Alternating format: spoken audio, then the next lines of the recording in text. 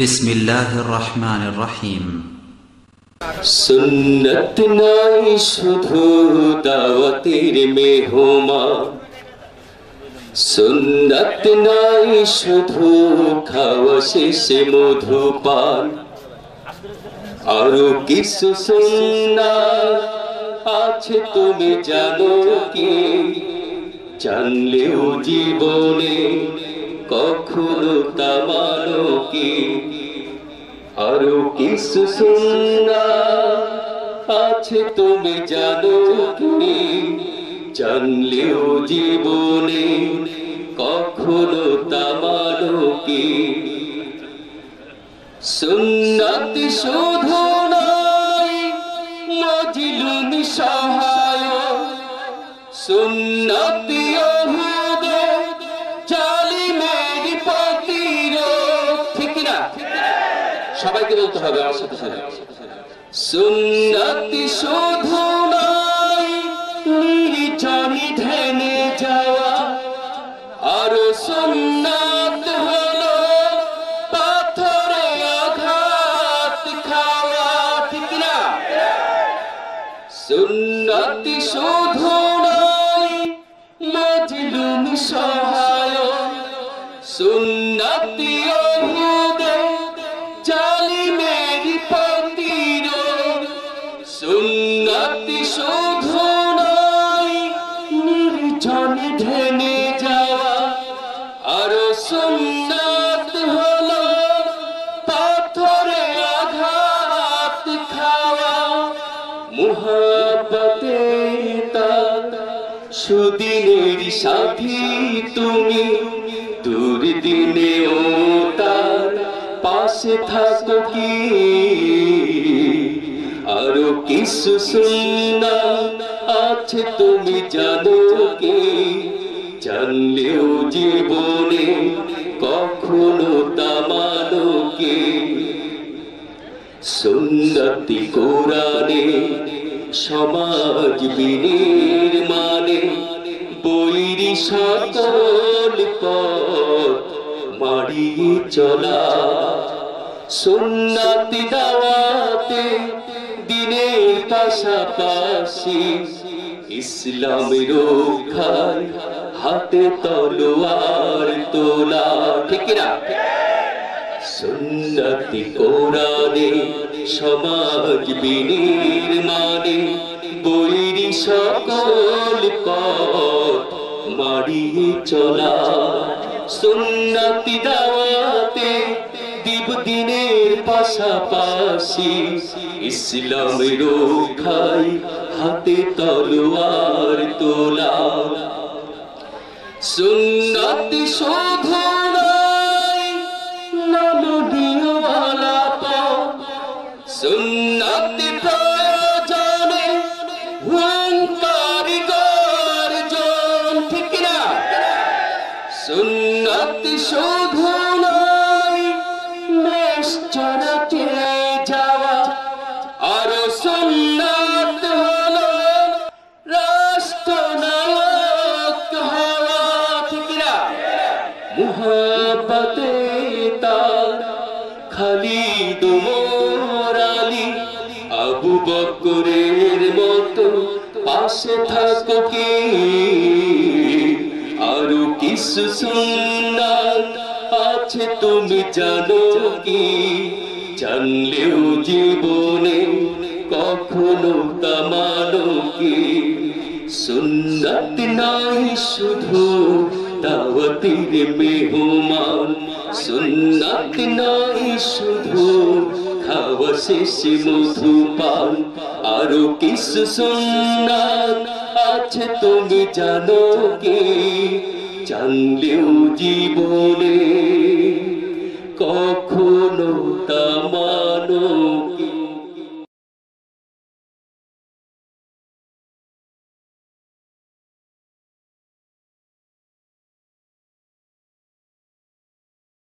السلام عليكم ورحمة الله وبركاته.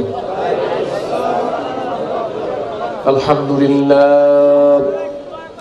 لله نحمده ونستعينه ونستغفره ونعوذ بالله من شرور أنفسنا ومن سيئات أعمالنا من يهده الله فلا مضل له ومن يضلله فلا هادي له وأشهد أن لا إله إلا الله وحده لا شريك له وأشهد أن محمدا عبده ورسوله أما بعد فإن خير الحديث كتاب الله وخير الهدي هدي محمد صلى الله عليه وسلم وشر الأمور محدثاتها وكل محدثة بدعة وكل بدعة ضلالة وكل ضلالة في النار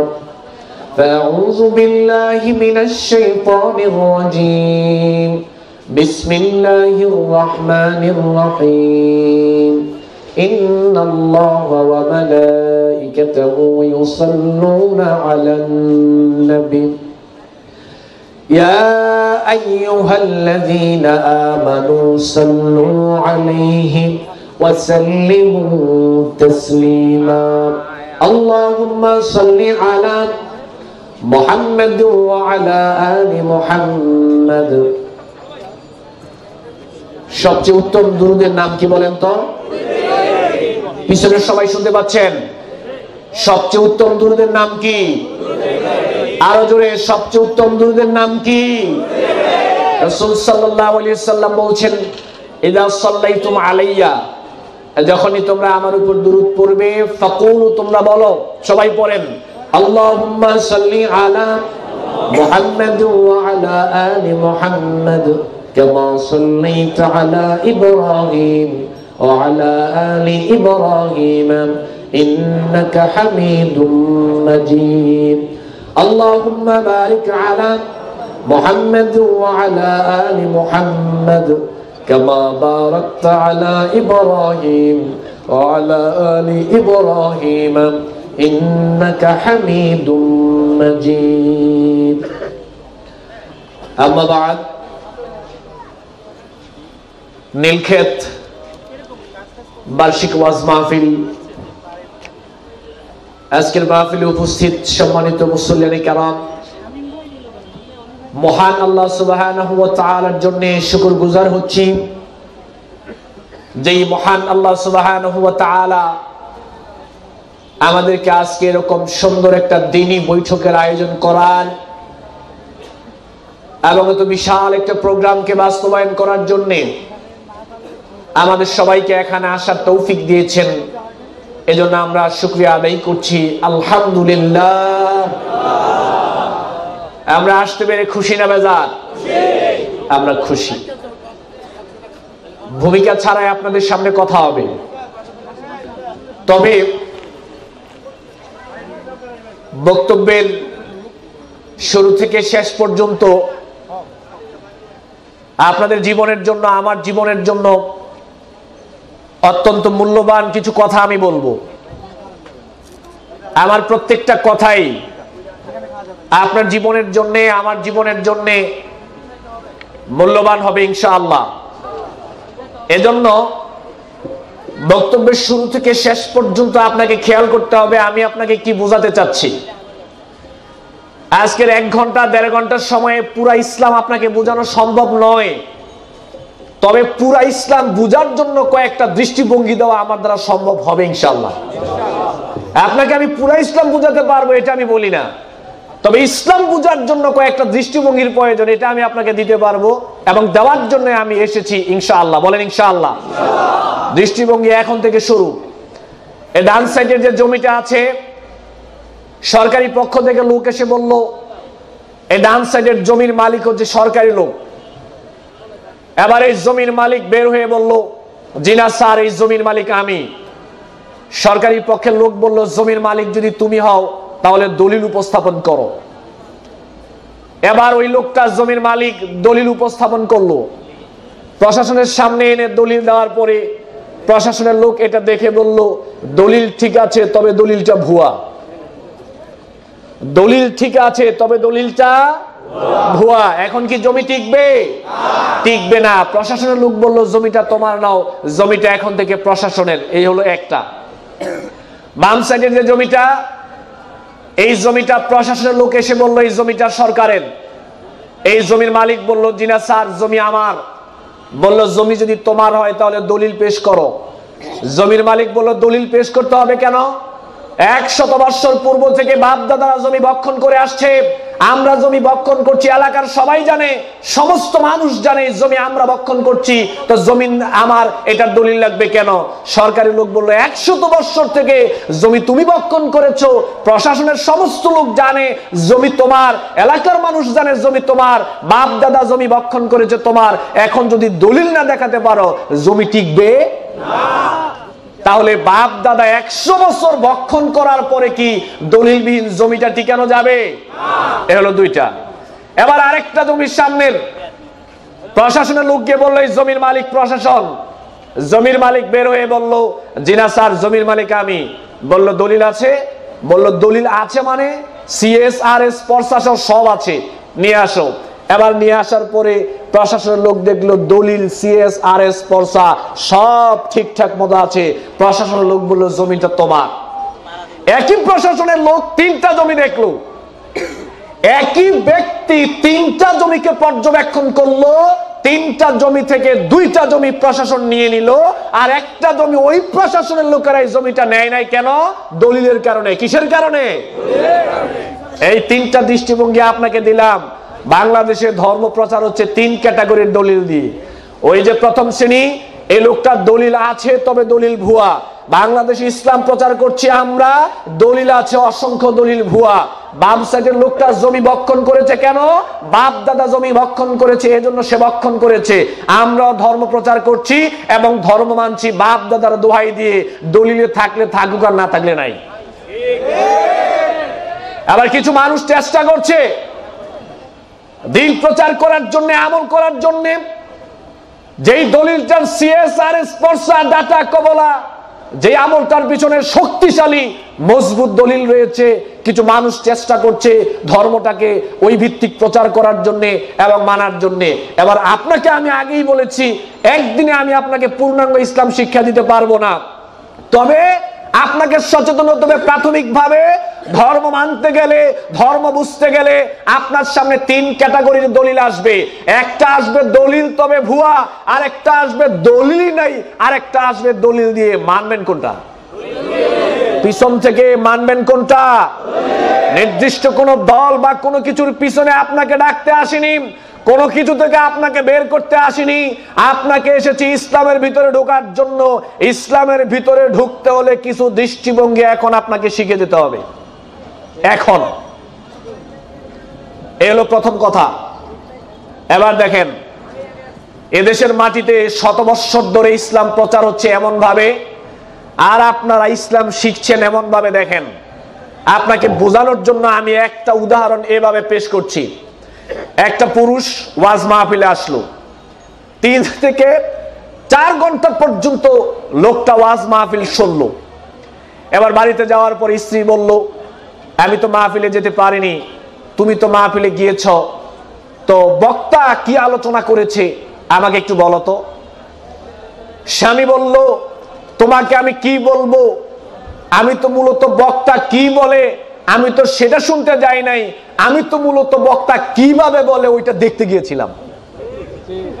এদেশের মাটিতে 100 বছর ধরে ইসলাম প্রচার হচ্ছে এমন ভাবে, এদেশের মাটিতে মানুষ ইসলাম শিখছে এমন ভাবে, এদেশের মাটিতে এখন ইসলাম প্রচার হচ্ছে এমন ভাবে, এদেশের মাটিতে এখন অসংখ্য মুসল্লিরা ইসলাম শিখছে এমন ভাবে, বক্তব্যের মাধ্যমে ওয়াজ শুনতে যায় না, মূলত বক্তা কিভাবে বলে ওইটা শুনতে যায়, কি বলে সেটা শুনতে যায় না। এই ইসলাম শিখবে কি করে? ইসলাম শিখার জন্য ওয়াজ মাহফিলে এসেছেন, বক্তা কিভাবে বলে ওইটা যদি আপনি দেখেন, কিয়ামতের আগ পর্যন্ত আপনি ওয়াজ শুনতে পারবেন, মৃত্যুর আগ পর্যন্ত ওয়াজ মাহফিলে যেতে পারবেন, হেদায়েত পাবেন না। আর যদি মনোযোগ দিয়ে কি বলে, হেদায়েতের নিয়তে, আমলের নিয়তে আপনি যদি কথাগুলো শ্রবণ করেন, তো নিজেও উপকৃত হতে পারবেন, পরিবারকে উপকৃত করতে। 2 নাম্বার, এবার দেখেন, এর নাম হচ্ছে ওয়াজ মাহফিল। এই মঞ্চের নাম কি? ওয়াজ মাহফিল। এদেশের মানুষ ওয়াজ বলতে কি বুঝে আর আমরা ওয়াজ বলতে কি বুঝাচ্ছি আমি নিজেও জানি না। আপনারা ওয়াজ বলতে কি বুঝেন, আমরা বক্তারা ওয়াজ বলতে কি বুঝাচ্ছি এটা আমরা নিজেরাও জানি না। তবে অনেক গবেষণা করে চিন্তা করলাম ওয়াজ মাহফিল বলতে কি আপনাদেরকে একটু বোঝানো দরকার। কারণ এত কষ্ট করে দূর দূরান্ত থেকে আপনারা ওয়াজ মাহফিলে আসেন, আসলে ওয়াজ মাহফিল বলতে কি বোঝায় এটা কি জানার দরকার আছে না? আমি একটু জানাচ্ছি। দেখেন, স্টেজে আপনারা গণ্যমান্য ব্যক্তিরা আছেন, আমি চাই এলিট পারসন যারা, শিক্ষিত মানুষ যারা, সচেতন মানুষ যারা, যুবক যারা, আমি আপনাদেরকে বিশেষভাবে দৃষ্টি আকর্ষণ করছি। খুব বেশি সময় আমি বক্তব্য দিব না, তবে আপনার মনটাকে আমি চাচ্ছি, আবেগটাকে না বিবেকটাকে চাচ্ছি, আমি কি বোঝাতে চাচ্ছি আপনি একটু বোঝার চেষ্টা করবেন। আল্লাহ যেন তৌফিক দেন, বলেন আমিন। ওয়াজ শব্দটা হচ্ছে বাংলা, আরবি শব্দটা হচ্ছে ওয়াজুন। ওয়াজুন শব্দের অর্থ হচ্ছে উপদেশ, নসিহত। আপনারা এত বিশাল জনস্রোত এখানে এসেছেন উপদেশ নেওয়ার জন্য, আর আমরা যারা এখানে বক্তব্য দিতে এসেছি আমরা এসেছি উপদেশ দেওয়ার জন্য। আপনারা এসেছেন উপদেশ নেওয়ার জন্য, আমরা এসেছি উপদেশ দেওয়ার জন্য। এখন আপনারা উপদেশ নিবেন কি দিয়ে আর আমরা দিব কি দিয়ে এটা এখনই বলবেন আল্লাহ। কে বলবেন? খোলেন কোরআনটা। ইতিপূর্বে ইন্টারনেটে বক্তব্যটা শুনেছেন, সংক্ষিপ্ত আকারে তুলে ধরেছিলাম। আজকে আবার এত বিশাল জনস্রোতকে বিষয়টা আমি জানাতে চাচ্ছি। আল্লাহ সুবহানাহু ওয়া তাআলা সূরা আল কামারের 4টা জায়গায় বলেছেন। 17 নং আয়াতে বলছেন, 22 নং আয়াতে বলছেন, 32 নং আয়াতে বলছেন, 40 নং আয়াতে বলছেন ওয়ালাকাদ ইয়াসসারনাল কুরআনা লিযিকরি ফাহাল মিন মুদ্দাক্কির। আমি কোরআন নাজিল করেছি সহজ করে, কেউ কি আছে যে কোরআন থেকে উপদেশ নিবে? কেন এসেছেন? সবাই বলেন কেন এসেছেন? উপদেশ নেওয়ার জন্য। সূরা নাহলের 44 নং আয়াতে আল্লাহ রাব্বুল আলামিন বলছেন ওয়া আনজালনা ইলাইকায যিকরা লিতুবাইয়িনা লিন-নাস মা নুযিলা ইলাইহিম। আমি আপনার নিকট জিকির নাজিল করেছি যাতে আপনি মানুষের মধ্যে এটা ব্যাখ্যা করতে পারেন, বর্ণনা করতে পারেন যা আপনার প্রতি নাজিল করা হয়েছে।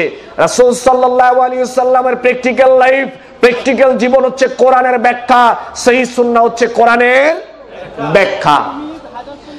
এবার আল্লাহ রাব্বুল আলামিন আমাদেরকে যে কথাটা বুঝাতে চাচ্ছেন সেটা হচ্ছে আমরা এখানে এসেছি উপদেশ নেওয়ার জন্য, আবার আমরা এসেছি এখানে উপদেশ দেওয়ার জন্য।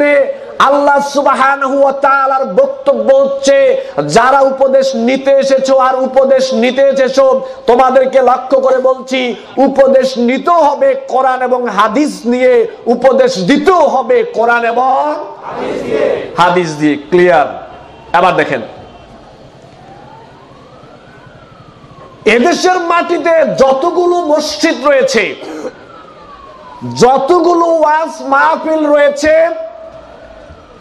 আমি বলবো না সব মাহফিলের কথা, অসংখ্য মাহফিল হচ্ছে এদেশের মাটিতে বক্তব্য দেওয়া হচ্ছে।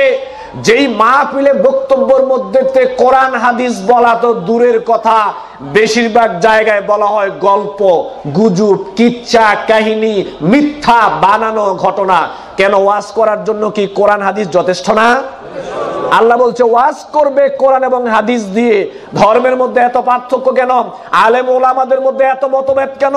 আলেম ওলামাদের মধ্যে, ধর্মের মধ্যে এত ঝামেলা হওয়ার কারণ হচ্ছে কিছু মানুষ চেষ্টা করছে কোরআন এবং হাদিস ভিত্তিক দিন প্রচার করার জন্য, আর কিছু মানুষ দিন প্রচার করছে গল্প গুজব কিচ্ছা কাহিনী দিয়ে। তো সংঘর্ষ তো হবেই। একই মঞ্চে আমি বসলাম, এই একই মঞ্চে আরেকটা বক্তাকে এনে বসান, আমি যে কোরআন থেকে কথা বলছি সে যদি একই কোরআন থেকে কথা বলে তো কোনো সমস্যা হবে? আমি এখানে কোরআন থেকে কথা বললাম, আরেকটা বক্তা এখানে বসে গল্প গুজব কিচ্ছা কাহিনী বলে চলে গেল, সংঘর্ষ তো হবে। সচেতন হতে হবে মসজিদ কমিটিকে, সচেতন হতে হবে জনস্রোতকে, সচেতন হতে হবে মসজিদের সভাপতিকে, সচেতন হতে হবে এলাকার দায়িত্বশীলকে, সচেতন হতে হবে সমাজের দায়িত্বশীলকে। যখন খতিব সাহেব মিম্বরে দাঁড়াবে, বক্তা সাহেব চেয়ারে বসবে ওয়াজ করার জন্য, হাতের মধ্যে কোরআন তুলে দিয়ে বক্তাকে বলবেন কোরআন থেকে কথা বলেন, ধর্ম জানতে চাই। খতিব সাহেবকে বলবেন, খতিব সাহেবের হাতে কোরআন তুলে দিবেন, খতিব সাহেবের হাতে হাদিসের কিতাব তুলে দিবেন, দিয়ে বলবেন কোরআন এবং হাদিস থেকে কথা বলেন, ধর্ম জানতে চাই, ধর্ম মানার পরে মেনে জান্নাত চাই। গল্প গুজব কিচ্ছা কাহিনী মানলে জান্নাত পাওয়া যাবে না। সচেতন আপনারা হন, সচেতন আপনারা হন। আপনারা সচেতন না হওয়ার কারণে সঠিক ধর্ম পাওয়া যাচ্ছে না। সঠিক ধর্ম পেতে হলে আপনাদেরকে সচেতন হতে হবে। একটা দৃষ্টিভঙ্গি দিয়ে গেলাম, সেটা হলো শুধুমাত্র আপনি বক্তাকে, খতিব সাহেবকে বাধ্য করেন কোরআন এবং হাদিস ভিত্তিক কথা বলতে। দেখেন কোরআন এবং হাদিস ভিত্তিক কথা বলতে গেলে দেখবেন সঠিক কোনটা এটা এমনি বের হয়ে চলে আসবে। তাহলে উপদেশ নিতে হবে, দিতে হবে কোরআন এবং হাদিস থেকে। উপদেশ নেওয়ার আরেকটা জায়গা, এটা বলার পরে আমি বক্তব্যে ঢুকবো। উপদেশ নেওয়ার আরেকটা জায়গা, এদেশের মাটিতে শত বৎসর ধরে এদেশের মাটিতে এখনো বক্তব্য চলছে, আমরা বক্তব্য দিচ্ছি জনগণের সামনে এই বলে উমুক রহমাতুল্লাহ আলাইহির জীবনী, উমুক রহমাতুল্লাহ আলাইহির জীবনী, উমুক রহমাতুল্লাহ আলাইহির জীবনী, উমুক রহমাতুল্লাহ আলাইহির জীবনী বলে মানুষকে উপদেশ দিচ্ছি। আল্লাহ এই কথা বলে নাই। আল্লাহ বলছে উপদেশ দিতে হবে রাদিয়াল্লাহু তাআলা আনহুর জীবনীর মাধ্যমে। এদেশের মাটিতে রাদিয়াল্লাহু তাআলা আনহুদের জীবনী বলা হয় না, ওমর রাদিয়াল্লাহু তাআলা আনহুর বিপ্লবী জীবন বলা হয় না, খাব্বাব বিন আরাত রাদিয়াল্লাহু তাআলা আনহুর ত্যাগময়ী জীবনীর কথা বলা হয় না, বেলাল রাদিয়াল্লাহু তাআলা আনহুর, বেলাল রাদিয়াল্লাহু তাআলা আনহু ইসলামের জন্য যে ত্যাগ স্বীকার করেছিলেন সেইগুলো ব্যাখ্যা করা হয় না, ও সুমাইয়া রাদিয়াল্লাহু তাআলা আনহা ইসলাম মানার জন্য শহীদ হয়েছিলেন সেগুলো বলা হয় না। উমুক রাহমাতুল্লাহি আলাইহি, উমুক রাহমাতুল্লাহি আলাইহির জীবনী বললে মানুষ হেদায়েত পাবে না। হেদায়েত পেতে হলে রাদিয়াল্লাহু তাআলা আনহুদের জীবনী আনতে হবে। কেন? আল্লাহ রাব্বুল আলামিন সূরা বাইয়িনার মধ্যে বলেছেন রাদিয়াল্লাহু আনহুম ওয়া রাদু আন, আল্লাহ যাদের প্রতি খুশি তাদের জীবনী বলতে হবে। আলাইকুম বিসুন্নতি ওয়া সুন্নাতিল খুলাফায়ে রাশিদিন আল মাহদিয়িন, ওদের জীবনী আপনি জাতির সামনে তুলে ধরেন, জাতির মানুষ দেখবেন আরো অনেক কিছু শিখতে পারবে। তাই বলে আমি রাহমাতুল্লাহ আলাইহি যারা তাদেরকে আমি ছোট করে দেখছি না, তবে সাহাবায়ে কেরামের তুলনায় তারা কি কিছু না, তাদের তুলনা সাহাবায়ে কেরামের সাথে চলে না। সম্মানিত উপস্থিতি, যে কোনো মানুষ আপনার সামনে বক্তব্য দেওয়ার সময় উমুক রাহমাতুল্লাহি আলাই, তুমুক রাহমাতুল্লাহি আলাই, উমুক রাহমাতুল্লাহি আলাইহির জীবনী যদি বলে ওয়াজ করে, ঠাস করে মাঝে থেকে দাঁড়িয়ে বলবেন যে হুজুর রাদিয়াল্লাহু তাআলা আনহুর জীবনী বলেন, ওয়াজ শুনতে চাই, রাদিয়াল্লাহু তাআলা আনহুর জীবনী বলেন, ধর্ম জানতে চাই। তাদের জীবনীর মধ্যেই খুঁজে পাওয়া যাবে ইসলামের দিক নির্দেশনা, ঠিক কিনা? তাহলে উপদেশ নেওয়ার তিনটা জায়গা, একটা হচ্ছে কোরআন, আর একটা রাসূল সাল্লাল্লাহু আলাইহি সাল্লামের সহিহ সুন্নাহ, আর একটা সাহাবায়ে কেরামের যেই সহিহ জীবনীগুলো, সহিহ ঘটনা কোরআন এবং সহিহ হাদিসে এসেছে, ওইগুলো থেকে উপদেশ নেওয়ার ছাড়া অন্য কোথা থেকে উপদেশ নেওয়া যাবে না। আবু বকর রাদিয়াল্লাহু তাআলা আনহুর থেকে উপদেশ নিতে পারেন, এটা ইসলামের একটা অংশ, তাদের থেকে নিতে পারেন, কিন্তু উমুক রাহমাতুল্লাহি আলাইহি হেরা কি ইসলামের কোনো অংশ না, ইসলামের অংশ না। সম্মানিত উপস্থিতি, তাহলে এই যে দৃষ্টিভঙ্গিগুলো এখন আপনাদের সামনে আমি উপস্থাপন করলাম, এই যে দৃষ্টিভঙ্গিগুলো এখন আপনাদের সামনে উপস্থাপন করলাম, এটা কি কোনো নির্দিষ্ট মাযহাবের, নির্দিষ্ট মতবাদের, নির্দিষ্ট কোনো দলের কোনো কারো দৃষ্টিভঙ্গি, না কোরআন সুন্নাহর দৃষ্টিভঙ্গি? তাহলে কোরআন সুন্নাহর দৃষ্টিভঙ্গি মোতাবেক যদি এদেশের মাটিতে বক্তব্য দেওয়া হয়, কোরআন সুন্নাহ মোতাবেক দৃষ্টিভঙ্গিতে যদি এদেশের মাটিতে খুতবা হয়, আর আমরা মুসল্লিরাও যদি কোরআন সুন্নাহ ভিত্তিক বক্তব্য শোনার, শ্রবণ করার জন্য যদি আমরা তৈরি হয়ে যাই, তাহলে কি আমাদের মধ্যে মতভেদ আরো কমে যাবে না? আল্লাহ আমাদের বুঝদান করুন, আমরা বলি আমিন। এই হলো ভূমিকা। এবার বক্তব্যের বিষয়, আজকে বক্তব্যের বিষয় হচ্ছে আল্লাহকে মানতে হবে দুই ভাবে। আপনার জীবনের জন্য অনেক মূল্যবান কথা আমি বলবো, আমি চলে গেলে আপনি বুঝবেন আপনার জীবনের জন্য আমি কি বলে গেছি। আমার জীবনের জন্য অনেক মূল্যবান কথা বলবো, যেটা আমি নিজেও কল্পনা করি। আল্লাহকে মানতে হবে দুই ভাবে। প্রথমে মানতে হবে আল্লাহকে অন্তর দিয়ে, পরে মানতে হবে কর্ম দিয়ে। বোঝার চেষ্টা করবেন, বক্তব্য আমি পুরোটা আপনাকে বোঝাতে সক্ষম নই, তবে একটা দৃষ্টিভঙ্গি দিতে পারবো ইনশাআল্লাহ। আল্লাহকে মানতে হবে দুই ভাবে। প্রথমে মানতে হবে আল্লাহকে অন্তর দিয়ে, পরে মানতে হবে আল্লাহকে কর্ম দিয়ে। দুইটা বাক্য আমি কেন সেট আপ করলাম দেখেন। আপনি আল্লাহকে কর্ম দিয়ে মানেন, আপনি সালাত আদায় করেন, সিয়াম পালন করেন, রমজানের সিয়াম পালন করেন, নফল সিয়াম পালন করেন, হজ করেন, ওমরা করেন, যাকাত দেন, তাবলীগের কাজ করেন, তারপরে আপনি দ্বীনের কাজ করেন, তারপরে আপনি সেখানে জিকির আজগার করেন, আরো অন্যান্য ভালো আমল করেন। আপনার কর্মগতভাবে আল্লাহকে মানাটা এত যে মাটি থেকে শুরু করে আসমান পর্যন্ত ঠেকে গেছে আল্লাহকে কর্মগতভাবে মানতে, কিন্তু অন্তর্গতভাবে আপনি আল্লাহকে মানতে পারলেন না। কর্মগতভাবে আল্লাহকে মানা এক তাও কাজে আসবে না, এক তাও না।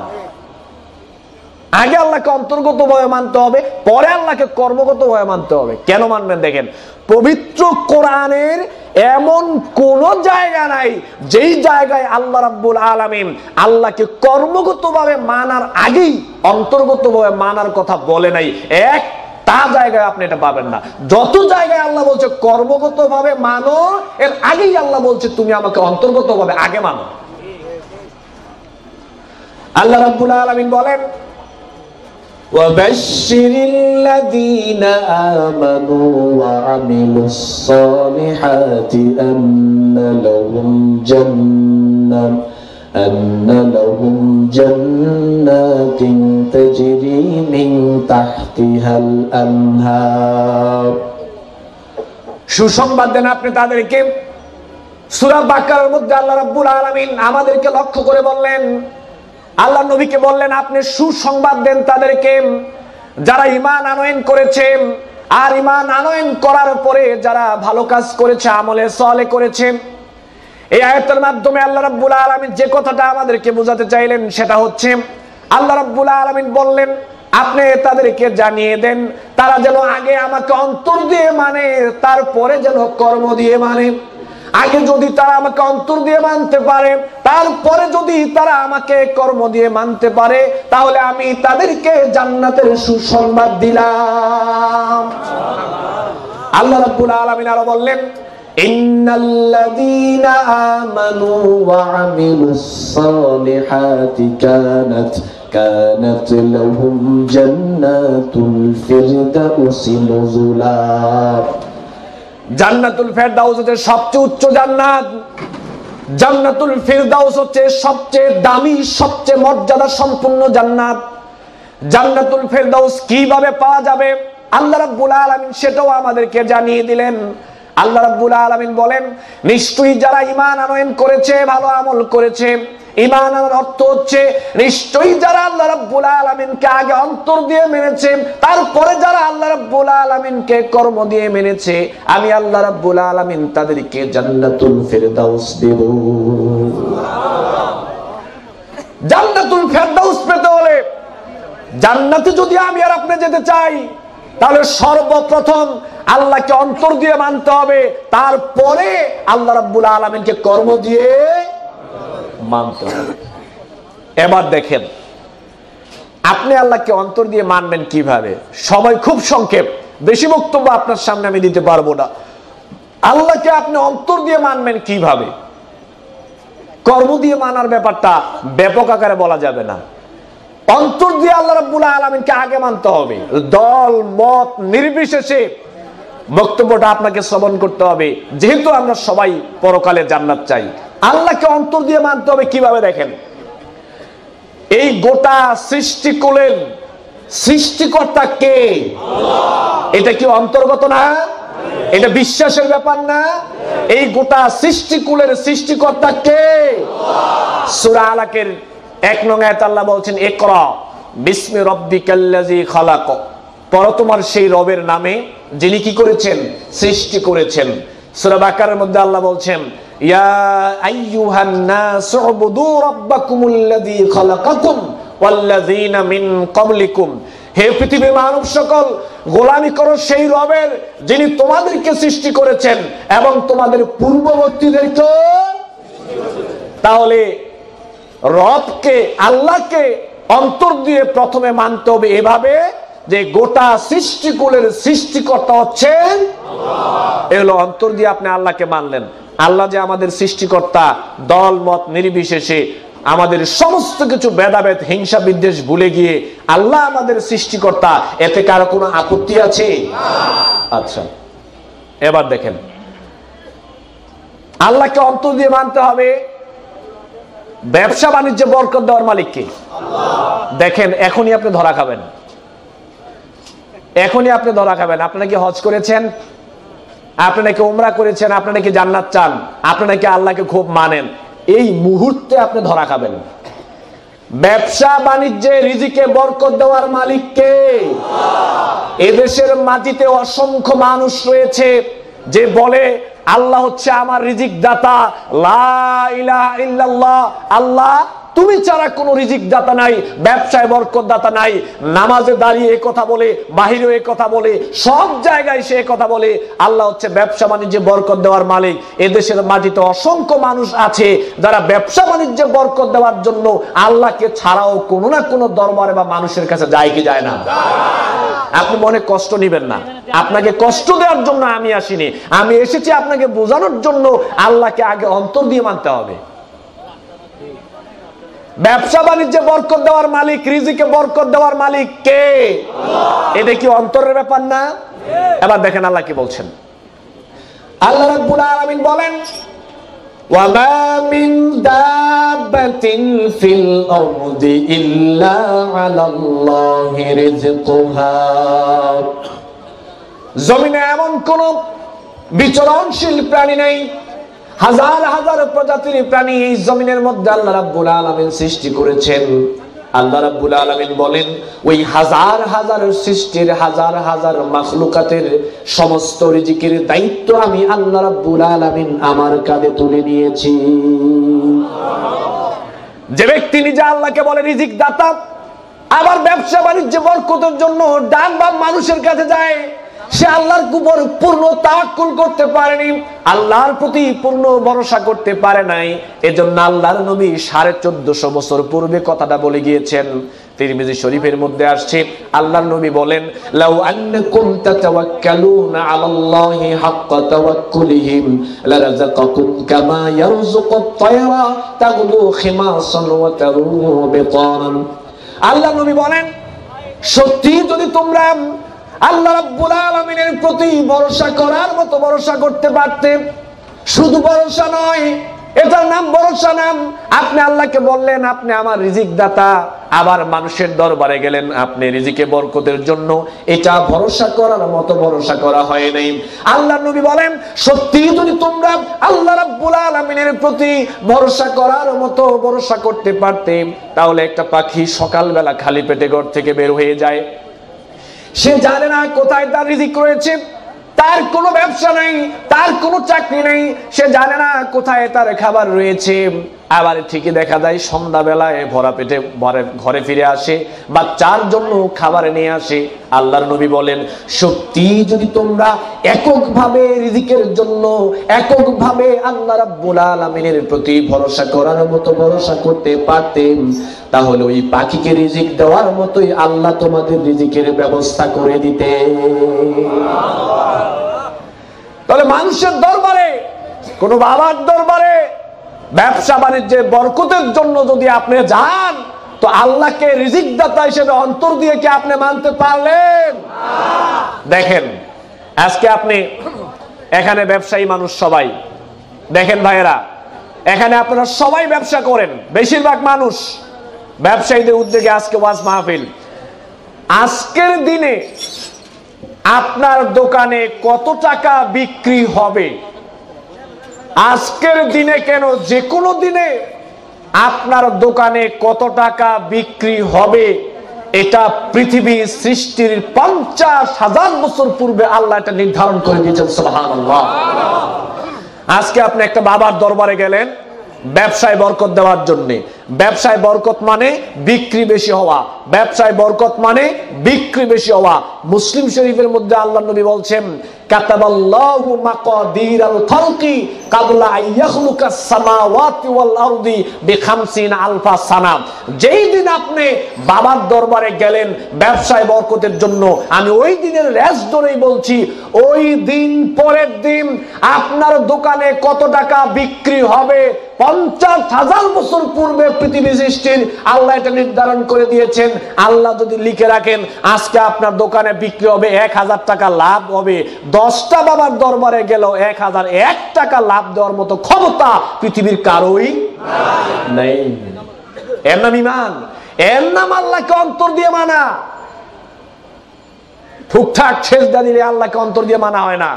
ঠুকঠাক একটু জিকির আজগার করলেন, তাসবিহ তাহলিল করলেন, সুবহানাল্লাহ বললেন, আল্লাহু আকবার বললেন, তারপরে সালাতের মধ্যে দাঁড়িয়ে খুব একটু কাঁদলেন, একেই বলে আল্লাহকে মানা হয় না। আল্লাহকে মানতে হলে আগে অন্তর দিয়ে মানতে হবে, অন্তর দিয়ে। আরেকটা দলিল সূরা ইউসুফের 106 নং আয়াত, আল্লাহ রাব্বুল আলামিন বলছেন, ওয়ামা ইউমিনু আকসারুহুম বিল্লাহি ইল্লা ওয়া হুম মুশরিকুন। অধিকাংশ মানুষ সে দাবি করবে আমি ঈমানদার, অধিকাংশ মানুষ আমার মতো বক্তা হবে, আলেম ওলামা হবে, মুখে দাড়ি থাকবে, টুপি থাকবে, পায়জামা পাঞ্জাবি থাকবে, মসজিদে খুতবা দিবে, অধিকাংশ মানুষ আল্লাহর প্রতি ঈমান আনার পরেও আল্লাহ বলছেন সে মুশরিক।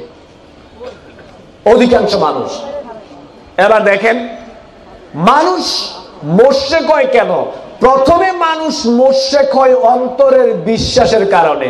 অন্তরের বিশ্বাসের কারণে প্রথমে মানুষ হয় ঈমানদার, আবার অন্তরের বিশ্বাসের কারণেই প্রথমে মানুষ হয় কি? মুশরিক। কি হয়? মুশরিক হয়।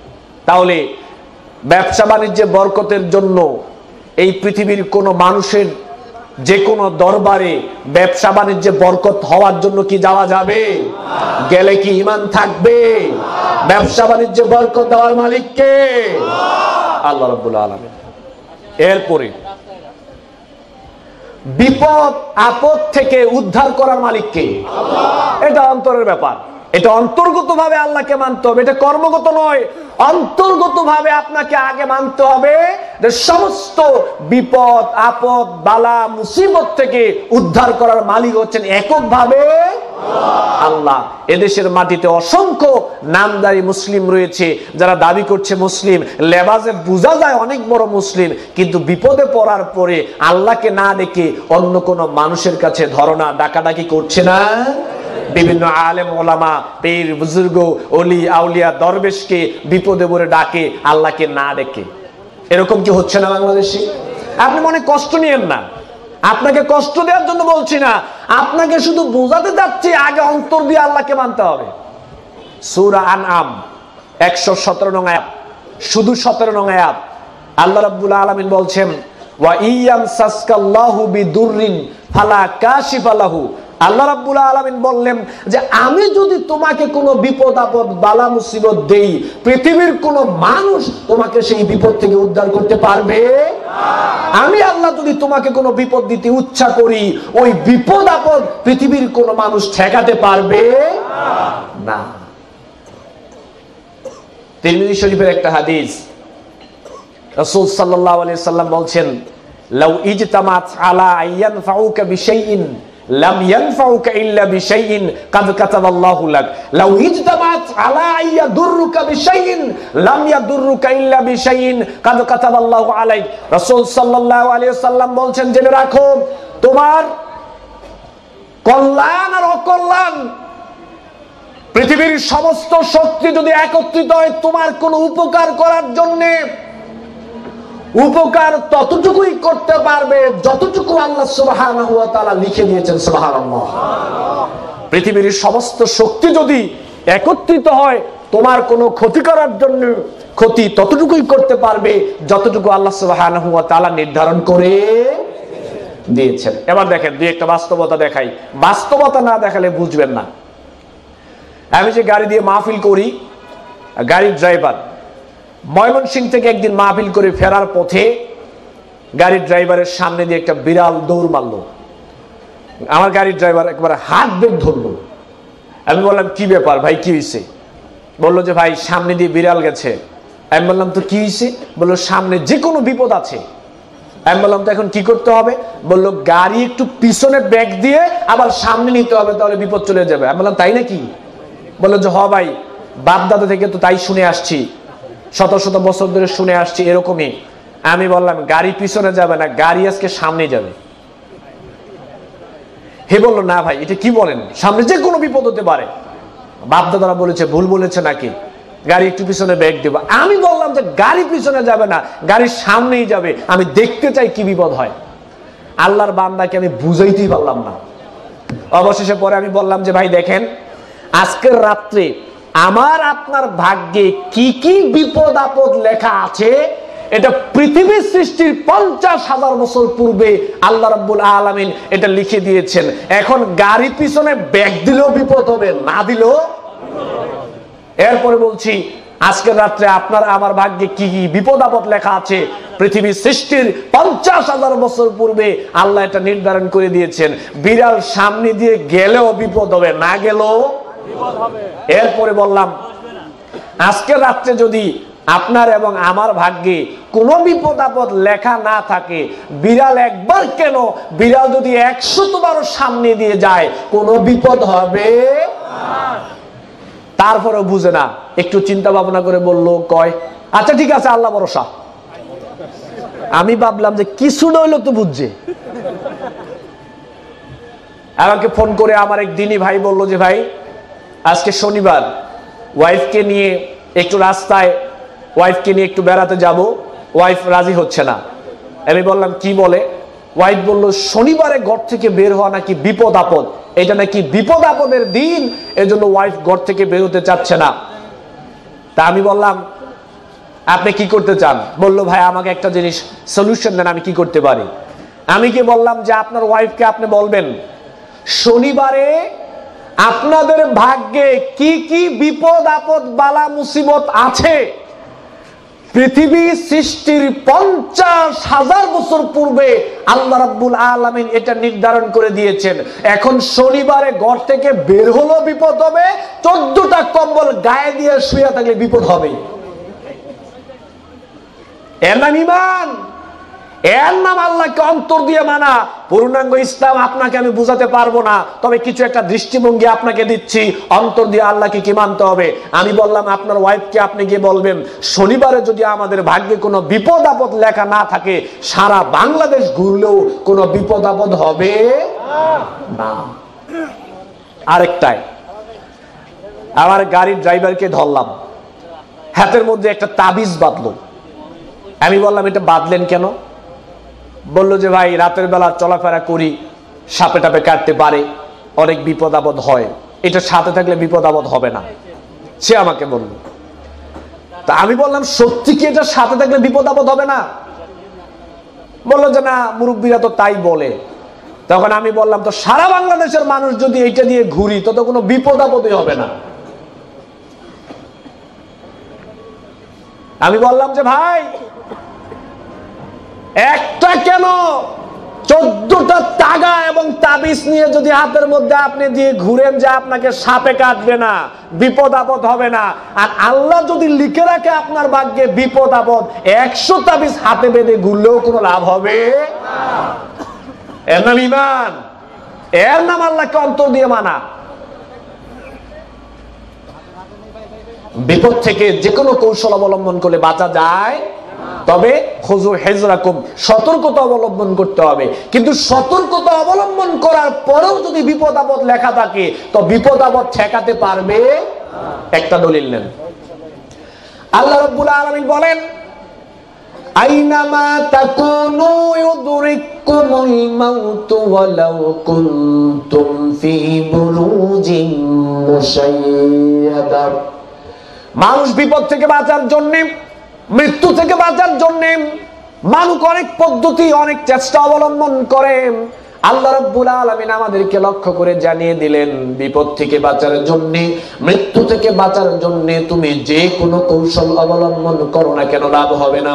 মৃত্যু থেকে বাঁচার জন্য, বিপদ থেকে বাঁচার জন্য যদি তুমি একটা সুদৃঢ় দুর্গের ভিতর অবস্থান করো, আর যদি বিপদ সেখানে লেখা থাকে তাহলে ওই সুদৃঢ় দুর্গের ভিতরে তোমার বিপদ ঘটবে। আল্লাহ রাব্বুল আলামিন আরো জানিয়ে দিলেন লিকুল্লি উম্মাতিন আজাল ফাইযা জা আজালুহুম লা ইস্তাখিরুনা সাআতাও ওয়া লা ইস্তাকদিমুন। আল্লাহ রাব্বুল আলামিন বলেন বিপদের সময়টা নির্ধারিত, কোন সময় বিপদ হবে, কোন জায়গায় হবে, কিভাবে হবে, সমস্ত কিছুই আল্লাহ রাব্বুল আলামিন নির্ধারণ করে দিয়েছেন। এখন আপনি দেখেন, আপনি সিএনজি দিয়ে রাস্তা দিয়ে চলছেন, আবার সিএনজির ডান সাইডে গিয়ে আপনি বসলেন। আপনি বসার পরে চিন্তা আসলো মনের মধ্যে, সিএনজির ডান সাইডে বসলে অ্যাক্সিডেন্ট হওয়ার সম্ভাবনা রয়েছে। কেন? এটা হাইওয়ে রোডে চলবে, বিশ্ব রোডে চলবে, এজন্য বিপদ থেকে বাঁচার জন্য বাম সাইডে গিয়ে বসলেন। এবার আরো 4 জন সিএনজিতে বসার পরে ড্রাইভার গাড়ি চাললো। ঘটনাক্রমে দেখা গেল সিএনজি চলছে, আর সিএনজিটা রাস্তায় অ্যাক্সিডেন্ট হওয়ার পরে ওই সিএনজিতে কেউ মারা যায় নাই, শুধু মারা গিয়েছেন আপনি।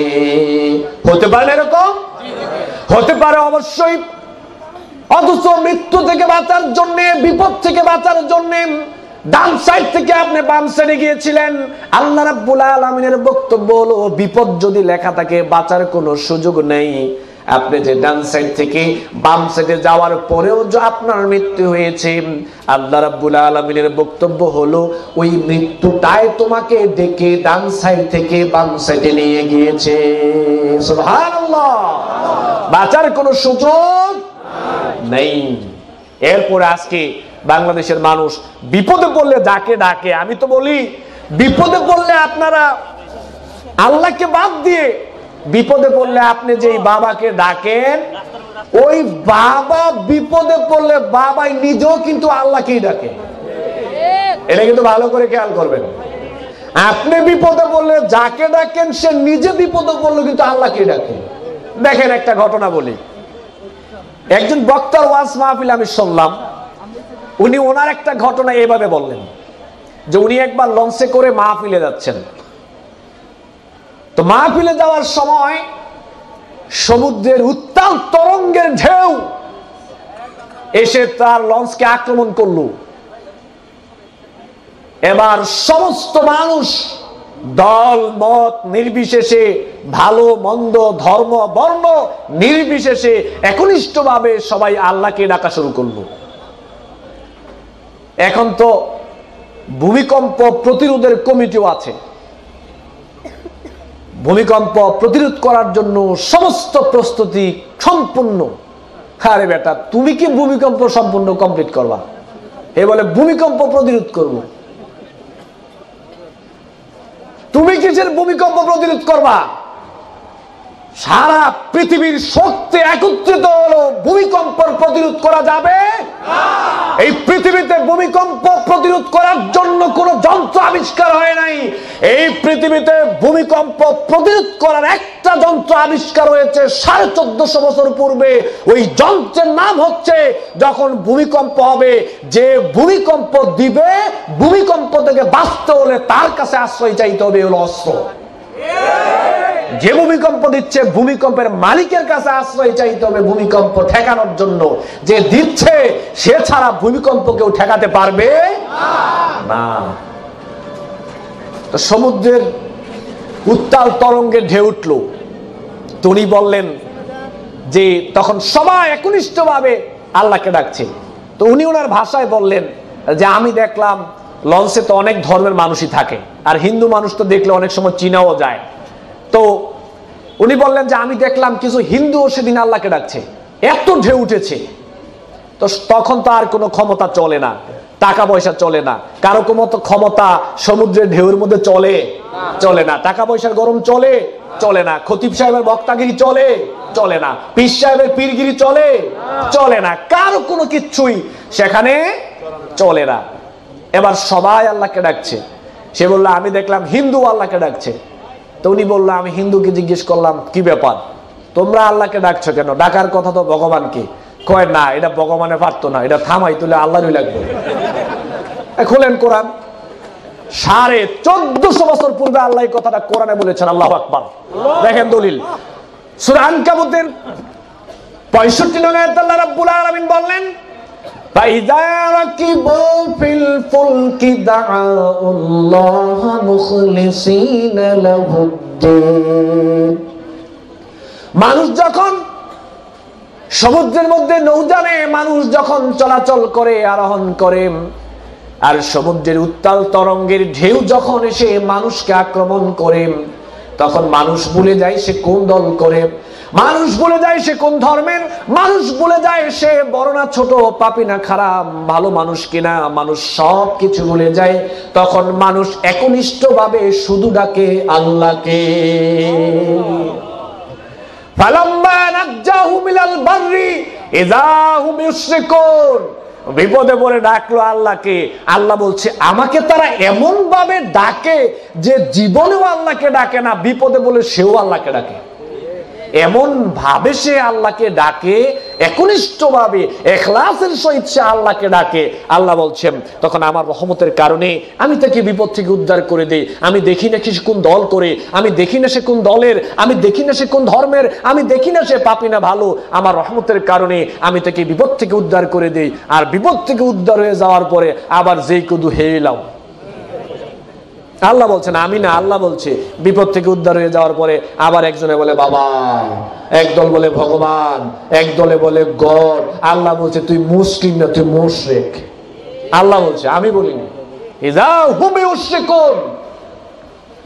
বিপদে পড়ে ডাকে আল্লাহকে, আর বিপদ থেকে যখন আল্লাহ উদ্ধার করে দেয় তখন আবার যেই কুদু হেলাও, তখন আবার মানুষ শিরকে লিপ্ত হয়ে যায়। কথাটা কে বলেছেন বলেন? আল্লাহ রাব্বুল আলামিন বলছেন। দলিল সূরা আনকাবুতের 65 নং আয়াত। তাহলে আল্লাহকে আগে কি দিয়ে মানতে হবে? অন্তর দিয়ে। আল্লাহকে আগে কি দিয়ে মানতে হবে? অন্তর দিয়ে আল্লাহকে মানতে হবে। নরসিংদীর শিবপুরে একটা ঘটনা আপনাকে বলি, আমার স্বচক্ষে দেখা, এগুলো বললে আপনারা বেশি বুঝবেন। বাস্তবতা দেখলে মানুষ আলোচনা বেশি বুঝে। এক লোক হে নাকি আল্লাহর ওলি, তো পানি পড়া দিলেই এই পানি মানুষ খায়, তার যে কোনো রোগ বালা মুসিবত ভালো হয়ে যায়। এবার কি করলো দেখেন, সে পানি পড়া দিল। প্রথমে মানুষ গ্লাস নিয়ে গেল, গ্লাস নিয়ে যাওয়ার পরে আপনার পানি পড়া দিল, মানুষ খেলো, আর সে ভালো হয়ে গেল। এখন দিন দিন কাস্টমার শুধু বাড়তেই আছে। এবার মানুষ নিয়ে গেল আপনার জগ, মানুষ নিয়ে গেল কলস, মানুষ নিয়ে গেল বালতি, এগুলো ভরে পানি নিল, আর সে শুধু পানির মধ্যে ফু দিয়ে দেয়, এই পানি যে খায় সে নাকি ভালো হয়ে যায়। দিন দিন কাস্টমার আরো বাড়তেই আছে। এবার কি করবে, বেচারা বিপদে পড়ে গেল। একটা বড় ড্রাম কিনলো, ড্রামের ভিতরে পানি ভরে, ড্রামের মধ্যে পানি দিয়ে সে শুধু পানির মধ্যে ফু দিয়ে দিল, মানুষ পানি নিচ্ছে, খাচ্ছে, আর নাকি রোগ ভালো হয়ে যাচ্ছে। এবার কি করব, নিচোখ দিয়ে গিয়ে একদিন দেখলাম হাজার হাজার মানুষ, কোন হিন্দু সেখানে যায় না, যা দেখলাম সব মুসলমান সেখানে গিয়ে উপস্থিত। কেন? ওই পানি আনার জন্য। এই পানি আনলে, এই পানি খেলে যার যে কোনো সমস্যা সেটা নাকি ভালো হয়ে যাবে। লোকটা নিজেও বিপদে পড়ে গেল। এখন কি করলো দেখেন, মানুষকে ঠেকাতে পারছে না, এত মানুষ সেখানে। সে নিজে একটা মোটর গাড়লো পানির, এতটুকু মোটর তুলে এখান থেকে 6 হাত লম্বা ধরেন একটা পাইপ নিল, পানি উঠছে নিচ থেকে, 6 হাত দূরে গিয়ে পানি পড়ছে, হে শুধু পাইপের মধ্যে ফু দিয়ে দিছে। পানি উঠে নিচ থেকে পাইপের মধ্যে ফু দিছে, পানি পড়তেছে, মানুষ নিচ্ছে, পানি খাচ্ছে, আর নাকি লোক ভালো হয়ে যাচ্ছে। মানুষ মরছে কয় কেন? অন্তরের বিশ্বাসের কারণে। প্রথমে মানুষ মরছে কয় কেন? অন্তরের বিশ্বাসের কারণে। কুমিল্লাতে ইন্টারনেটে, আবার ফেসবুক আইডিতে আপনারা যারা আছেন, আমার প্রোফাইলে আমি শেয়ার করে দিয়েছি, কুমিল্লাতে একটা ঘটনা দেখলাম। হে বলে আল্লাহর ওলি, শেভ করা ইয়ং একটা ছেলে, তার জন্মদিন গেল কয়েকদিন আগে। জন্মদিন উপলক্ষে অসংখ্য নারী, আর হিন্দুদের পূজা মণ্ডপে যেই বাদ্যযন্ত্রটা বাজানো হয়, এটা তার জন্মদিনে বাজানো হচ্ছে, আর নারীরা নৃত্য নাইস করছে। সে নারীদের মাঝে সে নিজেও নৃত্য নাইস করছে, হে নাকি আল্লাহর ওলি। এরপরে তার জন্য কেক আনা হলো, এবার তাকে গোসল করানো হবে, ভিডিও ফুটেজ। এবার তাকে গোসল করানো হবে, তাকে গোসল করাচ্ছে নারী, 6-7টা নারী সে লঙ্গি পরে লেংটি দিল, লেংটি দেওয়ার পরে সোজা হয়ে দাঁড়ালো। মহিলা একজন মার পানি ঢালছে, ওই পানি গড়িয়ে পড়ছে। মহিলা একজন হাত মোড়াচ্ছে, একজন এই হাত মোড়াচ্ছে, একজন মুখ মুড়িয়ে দিচ্ছে, একজন ঠ্যাং মুড়িয়ে দিচ্ছে, একজন পা মুড়িয়ে দিচ্ছে। ভিডিও ফুটেজে আমি যেটা দেখলাম, একটা মহিলা দেখলাম যে লঙ্গির ভিতরে হাত দিয়ে মোড়া দিচ্ছে। এরপরে এই পানি মাটিতে পড়তে পারে না, সবাই গ্লাস নিয়ে দাঁড়ানো, বোতল নিয়ে দাঁড়ানো, জগ নিয়ে দাঁড়ানো। ওই আল্লাহর ওলির পানি পড়তেছে, গ্লাসে পানি পড়ছে, আর সবাই পানি খেয়ে ফেলছে। এই পানি খেলে নাকি যে কোনো সমস্যা কেটে যাবে। মানুষ মৎস্য কয় কেন? অন্তরের বিশ্বাসের কারণে। হিন্দু ধর্মের বিশ্বাসও এত নিকৃষ্ট না যে একটা মানুষের গোসলের পানি খেলে বিপদ আপদ চলে যাবে। মুসলিম ধর্মের মধ্যে মুশরিকরা এমন ভাবে উঠে পড়ে লেগেছে, মুশরিকদেরকেও আজকে মুসলমানদের বিশ্বাস ছাড়িয়ে যাচ্ছে। আসলে তারা মুসলমান না, তারা নামদারি মুসলিম, লেবাসদারি মুসলিম। প্রকৃত মুসলমান তারা না। হে বলে আল্লাহর ওলি, আমি তার নাম আল্লাহর ওলি দিছি না, আমি দিছি তার নাম শয়তানের ওলি। আল্লাহর ওলিদের কখনো এরকম কাজ হতে পারে? আল্লাহর ওলিরা কখনো মানুষকে শিরিকের দিকে ডাকতে পারে না। সম্মানিত উপস্থিতি, বিপদ আপদ বালা মুসিবত এই সমস্ত কিছু থেকে উদ্ধার করার মালিক কে? কে বলছে? আল্লাহ। কাজে কর্মে তো আপনাদের ঠিক নেই। বিপদে পড়লেন, এক গ্লাস পানি নিয়ে হুজুরের কাছে গেলেন, গিয়ে বললেন আমার কাছেই ধরেন, অন্য হুজুরা রাগ করবে, আমাকে দিয়ে বোঝাতে হবে, তাহলে খেপবে না। আমার কাছে এসে বললো হুজুর আমাকে একটু পানি পড়া দেন। বললাম কি হয়েছে? বললো বাচ্চা 6 দিন ধরে প্রস্রাব করে না।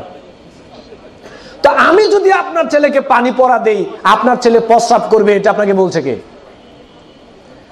আমি হুজুর যদি আপনার ছেলেকে পানি পড়া দেই, আপনার ছেলের বিপদ আপদ কেটে যাবে, মাথা ব্যথা বন্ধ হয়ে যাবে, এটা আপনাকে বলছে কি? একটা দলিল দেন তো পারলে দেখান।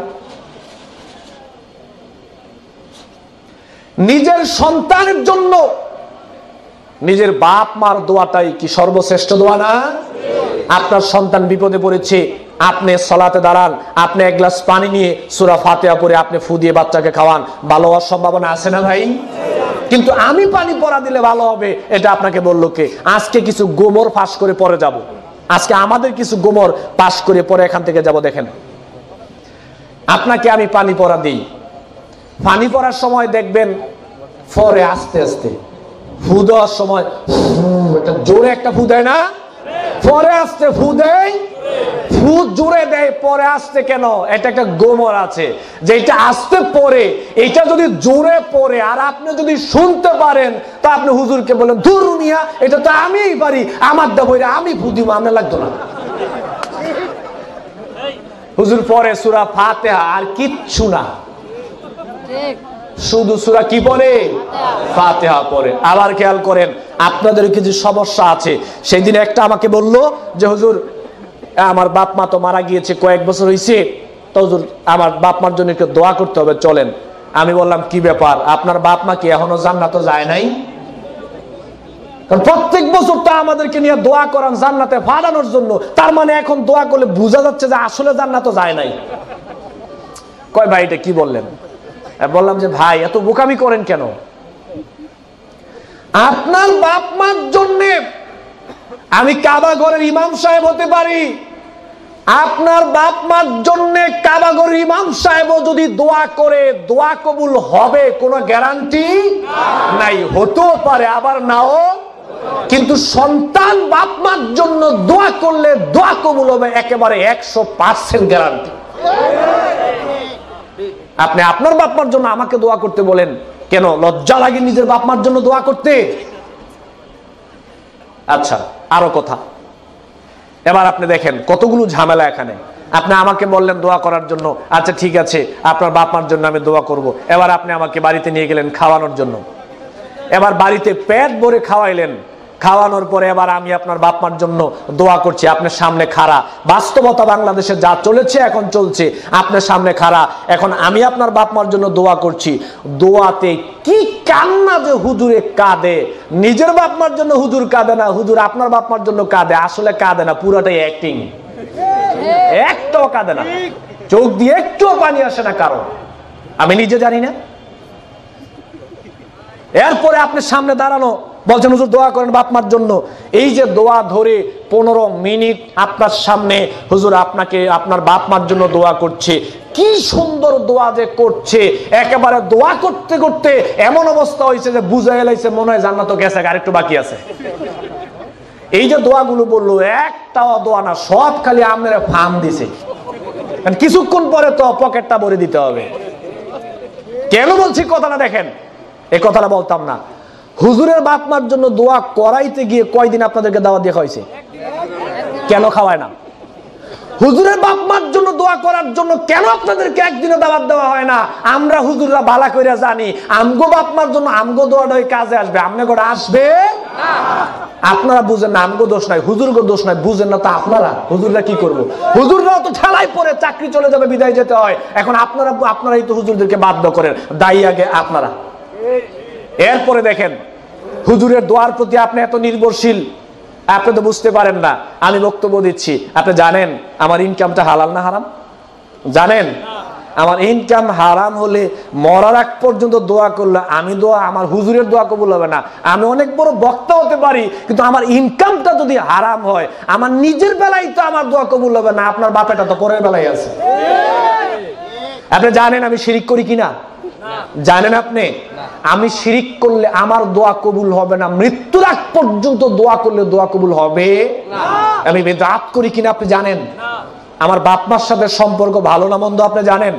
বাপ মার সাথে যদি আমি হুজুরের সম্পর্ক ভালো না থাকে, আমি হুজুর সারাদিন দোয়া করলে দোয়া কবুল হবে না। রিদার রব্বু ফি রিদাল ওয়ালিদি ওয়া সাখাতার রব্বু ফি সাখাতাল ওয়ালিদি। রাসূল সাল্লাল্লাহু আলাইহি ওয়াসাল্লাম বলছেন যে এই সন্তানের বেলায় বাপ মা সন্তুষ্ট, আল্লাহ ওই সন্তানের প্রতি সন্তুষ্ট। এই সন্তানের প্রতি বাপ মা অসন্তুষ্ট, আল্লাহ সন্তানের প্রতি অসন্তুষ্ট। তো আল্লাহ যেই বেড়ার প্রতি অসন্তুষ্ট, সেই বেড়া দোয়া করলে বুঝি দোয়া কবুল হইব? বুঝেন না আপনারাই বুঝেন না। হুজুরদেরকে দোষে লাভ নাই, দোষ আগে আপনাদের। এই বিশ্বাসটা মন থেকে তুলে নিতে হবে যে কোনো দোয়ার বেলায় খালি হুজুরের দোয়া লাগবে, হুজুরের দোয়া লাগবে। সেদিন এই মোহাম্মদ আলী ভাই দেখলাম একটা প্রোগ্রামে সুন্দর কথা বললো যে সব দোয়ার সব মোনাজাতে খালি হুজুর লাগে, তো স্ত্রী সহবাসের দোয়া নেন না কেন? সব দোয়া যে খালি আপনার হুজুর লাগে।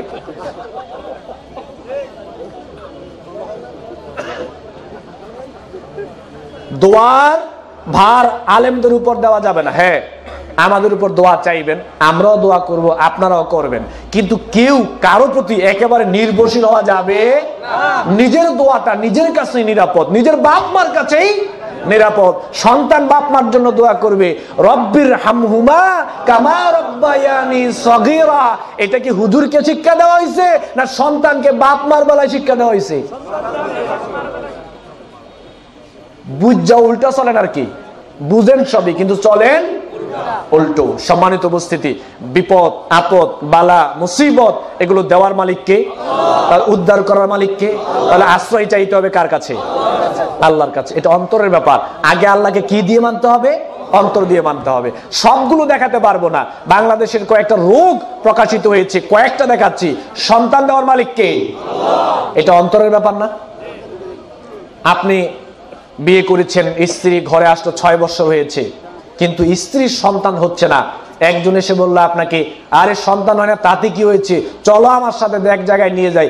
সন্তান হবে না মানে?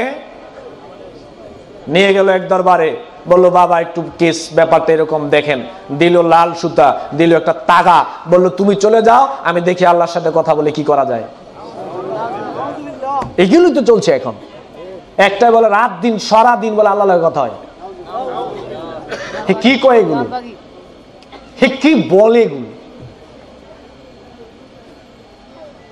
6 বছর হয়েছে আপনার বংশে কোনো সন্তান আসছে না। 6 বছর কেন 10 বছর বিয়ে হয়েছে, সন্তান হয় না। আপনি যদি সত্যিকার অর্থে ইমানদার হন, যদি পরকালে জান্নাত চান, আপনাকে লক্ষ্য করে একটা কথা বলছি, 10 বছর হয়েছে সন্তান হয় না, আপনাকে মনে করতে হবে এটা আপনার জন্য পরীক্ষা। সন্তান না দিয়ে আল্লাহ আপনাকে পরীক্ষা করছেন, কাউকে দিয়ে পরীক্ষা করছেন আর কাউকে না দিয়ে, কাউকে আল্লাহ সম্পদ দিয়ে পরীক্ষা করেন আর কাউকে না দিয়ে।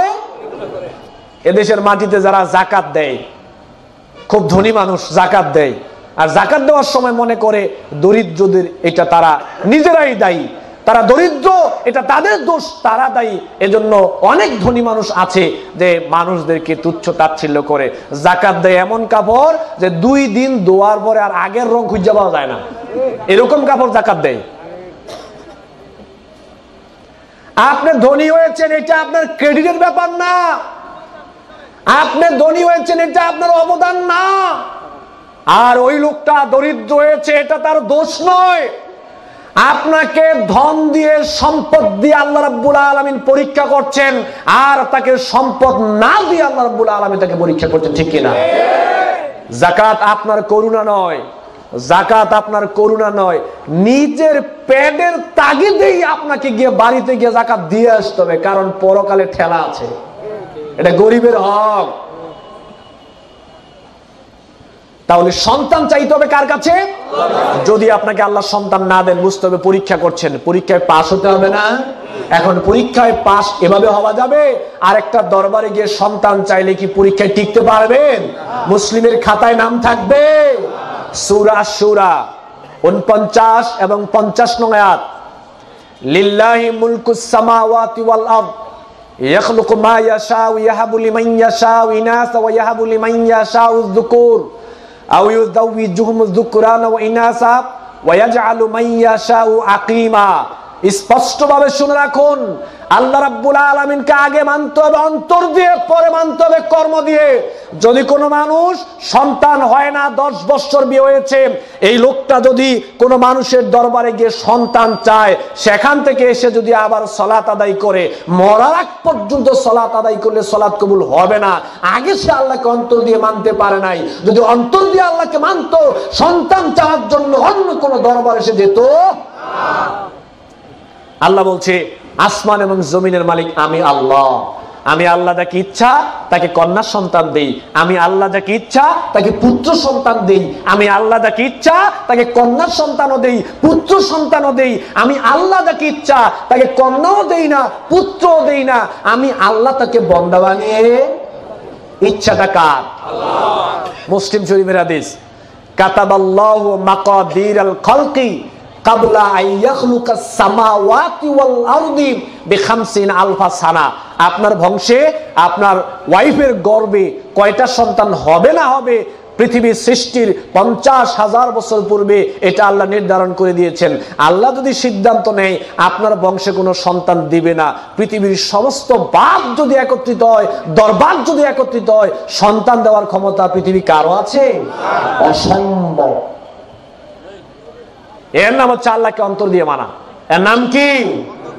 আল্লাহকে অন্তর দিয়ে মানা। আর একটা রোগ, যারা পলিটিক্স করেন, আপনাদেরকে লক্ষ্য করে বলছি, আগে আল্লাহকে অন্তর দিয়ে মানতে হবে, পরে কর্ম দিয়ে মানতে হবে। নির্বাচনের পূর্বে শাহজালালের মাজারও জিয়ারত করা যাবে না। নির্বাচনের পূর্বে কোনো মাজার জিয়ারত করা যাবে না। এদেশের মাটিতে নির্বাচনের পূর্বে আমরা গিয়ে বিভিন্ন ধরনের মাজার জিয়ারত করি। কে বলেছে আপনাকে মাজার জিয়ারত করার জন্য? নির্বাচনে আপনি বিজয় লাভ করবেন না, পরাজিত হবেন। ওইটাই মৃত ব্যক্তি কিছু করতে পারবে? শাহজালাল রহমতুল্লাহি আলাই, শাহ মাকদুম রহমতুল্লাহি আলাই, তারা জান্নাতি না জাহান্নামী আমরা কেউ জানি? কবরের মধ্যে কি অবস্থায় আছে আমরা কেউ জানি? শাস্তিও পেতে পারে, আবার ভালো হতে পারে, কিন্তু কেউ জানি। তবে দোয়া করছে আল্লাহ রাব্বুল আলামিন তাদেরকে জান্নাতের জন্য কবুল করুক, বলেন আমিন। শাহজালাল রহমতুল্লাহি আলাই কবরের মৃত্যু, আপনি সেখানে গিয়ে কবর জিয়ারত করলেন, মাজার জিয়ারত করলেন, তিনি আপনার জন্য কোনো কিছুই করতে পারবে না। তিনি তো দূরের কথা, আর নবী তো কবরে থেকে আপনার জন্য কিছু করতে পারবে না, তিনি তো বাদী। আল্লাহকে আগে অন্তর দিয়ে মানতে হবে। বিজয় পরাজয় এটা দুনিয়ার কোন মানুষ দিতে পারে না। ক্ষমতা দেওয়ার মালিক আল্লাহ, ক্ষমতা আবার ছিনিয়ে নেওয়ার মালিক আল্লাহ। সূরা আল ইমরানের 25 নং আয়াত, 25 নং আয়াতটা আপনি খুলে দেখেন, আল্লাহ সেখানে কি বলছেন? কুলিল্লাহুম্মা মালিকাল মুলক। আসমান এবং জমিনের একচ্ছত্র মালিকানা হচ্ছে আল্লাহ। আল্লাহ যাকে ইচ্ছা তাকে ক্ষমতা দেন, আর আল্লাহ যাকে ইচ্ছা ক্ষমতা দেওয়ার পরে যদি কেউ ক্ষমতার অপব্যবহার করে, তার কাছ থেকে আল্লাহ ক্ষমতাটা ছিনিয়ে নেন, ঠিক কিনা? ক্ষমতা দেওয়ার মালিকও আল্লাহ, নেওয়ার মালিকও তা আপনি চাইলে কার কাছে চাইবেন? কোন মাজারের কাছে গিয়ে নির্বাচনে বিজয় লাভ করার জন্য কোন মাজারের জিয়ারত করা যাবে? জিয়ারত করা যাবে না। যদি মাজার জিয়ারত দিয়ে আপনি নির্বাচনের কার্যক্রম শুরু করেন, তাহলে অন্তর দিয়ে আপনি আল্লাহকে মানতে পারলেন। বাংলাদেশের মানুষ কি করছে এখন? এজন্য আমি এই বিষয়টা বাছাই করেছি। আসলে বাংলাদেশের মানুষের এখন অন্তর দিয়ে আগে আল্লাহকে মানতে হবে, পরে কর্ম দিয়ে মানতে হবে। অন্তর দিয়ে এই মানুষ এখন আল্লাহকে মানতে পারছে না। এভাবে করে প্রত্যেকটা জায়গায়, প্রত্যেকটা ক্ষেত্রে আপনি কি করবেন? আল্লাহ রাব্বুল আলামিনকে অন্তর দিয়ে আপনি মানার চেষ্টা করবেন। ছোট্ট একটা পয়েন্টে আপনাকে দেখাই, দেখেন, কর্ম দিয়ে মানার ব্যাপারটা আমি আপনার সামনে বলবো। এই পয়েন্টটা বলার পরে আপনি তাকান। আবু জাহেলের নাম শুনেছেন? আবু জাহেলের নাম শুনেন নাই? আবু জাহেল হলো কুখ্যাত কাফের। কুখ্যাত কি? কাফের। আবু জাহেল কাফের হলো কেন? আল্লাহ সৃষ্টিকর্তা, এটা আবু জাহেল বিশ্বাস করতো, মানতো, কোনো সমস্যা ছিল না। আল্লাহ রিজিকে বরকত দান করেন, এটা আবু জাহেলও মানতো, কোনো সমস্যা ছিল না। আপনি খোলেন সূরা যুখরুফ, সূরা আনকাবুত, সূরা মুমিনুন, দেখেন আল্লাহ কি বলছে, ওয়ালাইন সাআলতাম মান খালাকাস সামাওয়াতি ওয়াল আরদ। সমস্ত কাফেরকে লক্ষ্য করে বলছেন, আমি শুধু আবু জাহেলের নাম নেব, আপনারা একটু জবাব দিবেন। আবু জাহেল কিন্তু দেখবেন আমাদের সাথে মিলবে।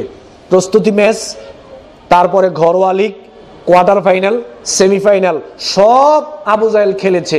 আবু জাহেল কাফের হইছে মূলত ফাইনাল ম্যাচে আইসা। ঘরোয়া লিগ, প্রস্তুতি ম্যাচ, কোয়ার্টার ফাইনাল, সেমিফাইনাল আবু জাহেলও খেলছে। কাফের হইছে মূলত ফাইনাল ম্যাচে আইসা। দেখেন কোয়ার্টার ফাইনাল, সেমিফাইনাল, প্রস্তুতি ম্যাচ আবু জাহেল কি করে খেললো। আমি শুধু আবু জাহেলের নাম নেব, জবাব আপনারা দিবেন। ওয়ালাইন সাআলতাম মান খালাকাস সামাওয়াতি ওয়াল আরদ। আসমান এবং জমিন কে সৃষ্টি করেছে বলেন তো? আবু জাহেল জবাব দিছে লা ইয়াকুলুন্নাল্লাহ। আসমান এবং জমিন সৃষ্টি করেছে আল্লাহ। মিলে গেল, খেলছে আবু জাহেল। ওয়ালাইন সাআলতাম মান খালাকাহুম। আমাদেরকে কে সৃষ্টি করেছে? আবু জাহেল বলেছে লা ইয়াকুলুন্নাল্লাহ, আমাদেরকে সৃষ্টি করেছে আল্লাহ। সূরা ইউনূস 31 নং আয়াত, কুল মাইয়ারযুকুকুম মিনাস সামাই ওয়াল আরদ আম্মান ইয়ামলিকুস সামআ ওয়াল আবসার। আসমান থেকে, জমিন থেকে আমাদেরকে রিজিকের ব্যবস্থা করেন কে? আমাদের দৃষ্টিশক্তি, কর্ণশক্তি, এগুলোর মালিক কে? আবু জাহেল বলেছে ফাসায়াকুলুনাল্লাহ, এই সমস্ত কিছুর মালিক হচ্ছেন আল্লাহ। ওয়ালাইন সাআলতাহুম মান খালাকাস সামাওয়াতি ওয়াল আরদ ওয়া সাখখারাশ শামসা ওয়াল কামার। আসমান, জমিন, চন্দ্র, সূর্য, এগুলোকে কে সৃষ্টি করেছে? এগুলোকে কে কন্ট্রোল করছে? আবু জাহেল জবাব দিয়েছে এগুলো করছেন আল্লাহ। ওয়ালাইন সাআলতাহুম মান নাযালা মিনাস সামাই মাআন ফাআহইয়া বিহিল আরদা মিন বাদি মাউতিহা। আসমান থেকে বৃষ্টি বর্ষণের মাধ্যমে মৃত জমিকে জীবিত করে সেখান থেকে ফসল উৎপাদন করেন কে? আবু জাহেল বলেছে আল্লাহ। দেখেন তো, সব মিলে যাচ্ছে। আবু জাহেল যে কুখ্যাত কাফের। আবু জাহেল কুখ্যাত কাফের হলো কেন? আবু জাহেল আদমের সন্তান, আমি আর আপনি আদমের সন্তান। আবু জাহেল আল্লাহর সৃষ্টি, আমি আর আপনি আল্লাহর সৃষ্টি। আবু জাহেল যেরকম মানুষ ছিল, আমি আর আপনি তদ্রূপ মানুষ। আবু জাহেল আল্লাহর সমস্ত কিছু ভোগ করেছে, আমরাও ভোগ করছি, কোনো সমস্যাই নেই। তো আবু জাহেল কাফের হবে, আবু জাহেল জাহান্নামে যাবে। আপনার চরিত্র, আমার চরিত্র আবু জাহেলের মতো। আপনার নামটা শুধু আব্দুল্লাহ, আর বছরে একদিন মসজিদে গিয়ে নামাজ পড়েন, আপনি বলছেন আপনি জান্নাতে যাবেন। আপনি কি আল্লাহর আত্মীয় নাকি? আল্লাহর বিচার সবার জন্য সমান। মানুষ কাফের মুশরিক হয় কিছু কর্মের কারণে, মানুষ কাফের হয় মুশরিক হয় বিশ্বাসের কারণে। আবু জাহেল আল্লাহকে এত কিছু মানার পরে আবু জাহেল কাফের হলো কেন? শুনে রাখুন, আবু জাহেল আল্লাহকে এত কিছু মানলো, কিন্তু আবু জাহেল আল্লাহর তাওহীদ মানতে রাজি হলো না, আল্লাহর একত্ববাদকে আবু জাহেল মানতে রাজি হলো না। অত্যন্ত দুঃখজনক ব্যাপার হলো বাংলাদেশের অধিকাংশ মানুষ তাওহীদ কি জিনিস এটা বুঝেই না। জান্নাত চায় কিন্তু তাওহীদই বুঝে না, আবার বুঝতেও দেয় না। এটা নাকি আমি বুঝতাম না, আমি দুনিয়ার সব বুঝে, আমি বলে এটা বুঝতাম না। জান্নাতে যাওয়ার জন্য এক নাম্বার শর্ত হচ্ছে তাওহীদ বুঝতে হবে। দলিল সূরা মুহাম্মদের 19 নং আয়াত, ওয়ালাম আন্নাহু লা ইলাহা ইল্লাল্লাহ, আগে বলছে তাওহীদ সম্পর্কে জ্ঞান অর্জন করো, লা ইলাহা ইল্লাল্লাহ সম্পর্কে আগে জ্ঞান অর্জন করো। তাওহীদ ঠিক না হলে সারাদিন সালাত আদায় করলে কোনো লাভ হবে না। আবু জাহেল আল্লাহর তাওহীদ মানতে রাজি হলো না। আবু জাহেল শিরকের পথ ছাড়তে আবু জাহেল রাজি হলো না। মনে মনে কষ্ট, অত্যন্ত দুঃখ হচ্ছে মনে বাংলাদেশের সিচুয়েশন দেখে। আজকে আলেম ওলামাদের মধ্যে এত সমস্যা, কোরআন এবং সহিহ হাদিস ভিত্তিক কথা বললে, কোরআন হাদিস থেকে কথা বললে ফতোয়া দেওয়া হচ্ছে মুশরিক। অত্যন্ত কষ্ট লাগে, কোরআন এবং হাদিস থেকে কথা বললে মুশরিক হয়। মাসলা মাসাইল নিয়ে ইখতিলাফ থাকতে পারে, তাই বলে মানুষ মুশরিক হতে পারে না। কবর পূজা চলছে, মাজার পূজা চলছে, দুর্গা পূজা চলছে, অবাধে মানুষ শিরকে লিপ্ত হচ্ছে, তাদের বেলায় কেউ মুশরিক বলে ফতোয়া দেয় না। কোরআন হাদিস দিয়ে কথা বললেই নাকি মুশরিক। যাকে মুশরিক বলে ফতোয়া দেওয়া দরকার, তার ব্যাপারে দেখলাম না একটা দিন বলতে যে তারা মুশরিক, একটা দিনও বলে নাই। একটা দিন বলছে না, সব শুধু বলছে কোরআন এবং হাদিস দিয়ে কথা বললে মুশরিক। সম্মানিত উপস্থিতি, আবু জাহেল কাফের হয়েছে, আল্লাহর তাওহীদ মানতে রাজি হয় নাই, শিরিক ছাড়তে রাজি হয় নাই, তাগুত ছাড়তে রাজি হয় নাই, কুফর ছাড়তে রাজি হয় নাই, এজন্য আবু জাহেল হয়েছে কাফের। আমি এখানে বসে বক্তব্য দিচ্ছি, আমি বক্তা, আমিও যদি আল্লাহর তাওহীদ না মানি, শিরিক না ছাড়ি, আমিও যদি কুফর না ছাড়ি, তাগুত না ছাড়ি, তো আমার এবং আবু জাহেলের মধ্যে কোনো পার্থক্য আছে? না। কেন পার্থক্য নাই? আল্লাহর বিচারটা সবার জন্য সমান। সম্মানিত উপস্থিতি, তাহলে আল্লাহ সুবহানাহু ওয়া তাআলাকে আগে মানতে হবে কিসের মাধ্যমে? অন্তরের মাধ্যমে। অন্তর দিয়ে আগে আল্লাহ সুবহানাহু ওয়া তাআলাকে মানতে হবে, তারপরে আল্লাহকে কর্ম দিয়ে মানতে হবে। অন্তর দিয়ে যদি মানাটা ঠিকঠাক মতো না হয়, আবার আরেকটা কথা, অন্তর দিয়ে আল্লাহকে কয়টা ক্ষেত্রে মানবেন? 2-3টা ক্ষেত্রে অন্তর দিয়ে আল্লাহকে মানলেন, আবার আরেকজনকে মানলেন, তাহলে এটা হবে পরিপূর্ণভাবে আল্লাহকে আগে অন্তর দিয়ে মানতে হবে, তারপরে পরিপূর্ণভাবে এককভাবে শুধু আল্লাহকে কর্ম দিয়ে মানতে হবে। অন্য কোনো মানুষকে কর্মের ক্ষেত্রে মানা যাবে না। আল্লাহ সুবহানাহু ওয়া তাআলা আমাদের সবাইকে প্রথমে আল্লাহ সুবহানাহু ওয়া তাআলাকে অন্তর্গতভাবে মানার মাধ্যমে, কর্মগতভাবে মানার মাধ্যমে আমরা যেন পরকালে জান্নাত লাভ করতে পারি। আল্লাহ সুবহানাহু ওয়া তাআলা আমাদের সবাইকে তৌফিক দান করুন, আমরা বলে আমিন। সংক্ষিপ্ত আকারে একটা আলোচনা তুলে ধরলাম। সম্মানিত উপস্থিতি, 2 মিনিটে একটা কথা আপনার সামনে বলতে চাই। এই যে আমি এতক্ষণ কথা বললাম, মনে কেউ কষ্ট নিয়েছেন? না। আরেকটা স্টেজের এই সাইডের যে ভাইগুলো আছেন, আমি সবার কাছ থেকে একটা অনুরোধ করে বলতে চাই, এই যে আমি এতক্ষণ কথা বললাম, আমি কি কোনো গল্প গুজব কিচ্ছা কাহিনী বলেছি? আজে বাজে কথা বলে সময় নষ্ট করেছি? যেইগুলো বলেছি ওইগুলো দলিলের প্রেক্ষাপটে কয়েকটা বাস্তবতা দেখাইলাম, তাই তো? তো কোরআন হাদিস দিয়ে কথা বললে কি ধর্ম সম্পর্কে অনেক কিছু জানা যায় না? অনেক কিছু জানা যায়। সচেতন হতে হবে আমাদের সবাইকে, যেন কোরআন এবং সহিহ হাদিস ভিত্তিক আমরা যেন আপনাদের সামনে কথা বলি। এজন্য আপনাদেরকে সচেতন হতে হবে। গল্প গুজব কিচ্ছা কাহিনী বললে ধর্ম জানা যাবে না, আর ধর্ম না জানতে বললে জান্নাত পাওয়া যাবে।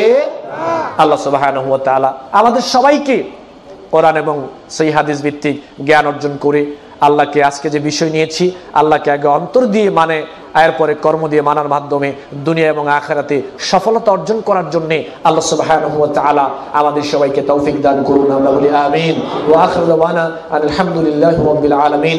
সুবহানাকাল্লাহুম্মা ওয়া বিহামদিকা আশহাদু আল লা ইলাহা ইল্লা আনতা আস্তাগফিরুকা ওয়া আতুবু ইলাইক। আসসালামু আলাইকুম ওয়া রাহমাতুল্লাহি ওয়া বারাকাতুহু। একজন ভাই বললেন, আমি আল্লাহকে 100% অন্তর দিয়ে মানি এবং বিশ্বাস করি, আমার অসুস্থতা আল্লাহর পক্ষ থেকে আসে, এমন অবস্থায় ডাক্তারের কাছে যাওয়া যাবে? আরে অসুস্থতা হলে ডাক্তারের কাছে যাওয়ার পরেও তো মানুষ আল্লাহরে 96 বারের বেশি, আরো বেশি ডাকে। ডাক্তারের কাছে যাওয়ার পরেও তো আল্লাহরে ডাকা ছাড়া কোনো উপায় আছে? কত মানুষ ডাক্তারে যাওয়ার পরেও কাকে ডাকে? আল্লাহ। ভরসা এক জিনিস, ভরসা কার উপরে?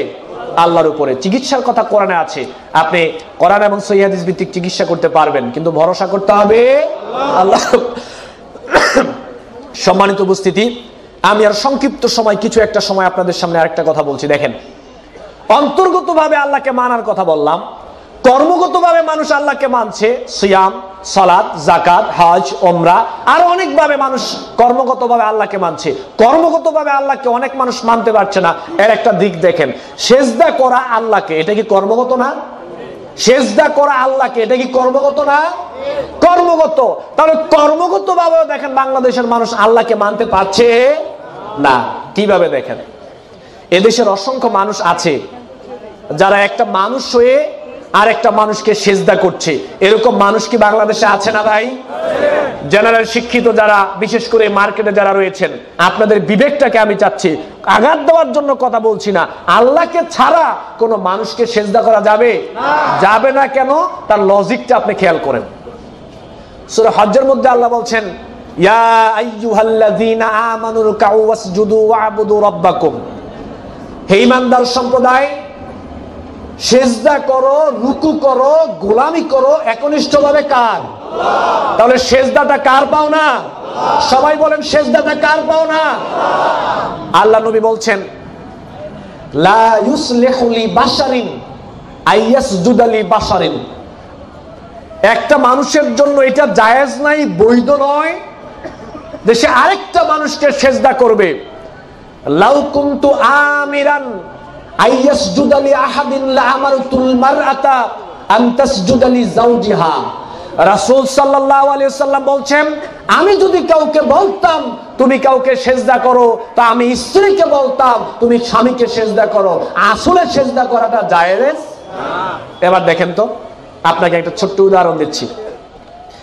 আপনার ঘরে একটা ওয়াইফ আসলো, আপনার ওয়াইফের চেহারা অনেক সুন্দর, আপনি স্ত্রীকে অনেক ভালোবাসেন, অনেক দিনদার একটা মহিলা, খুবই ভালো মানুষ আপনার স্ত্রী।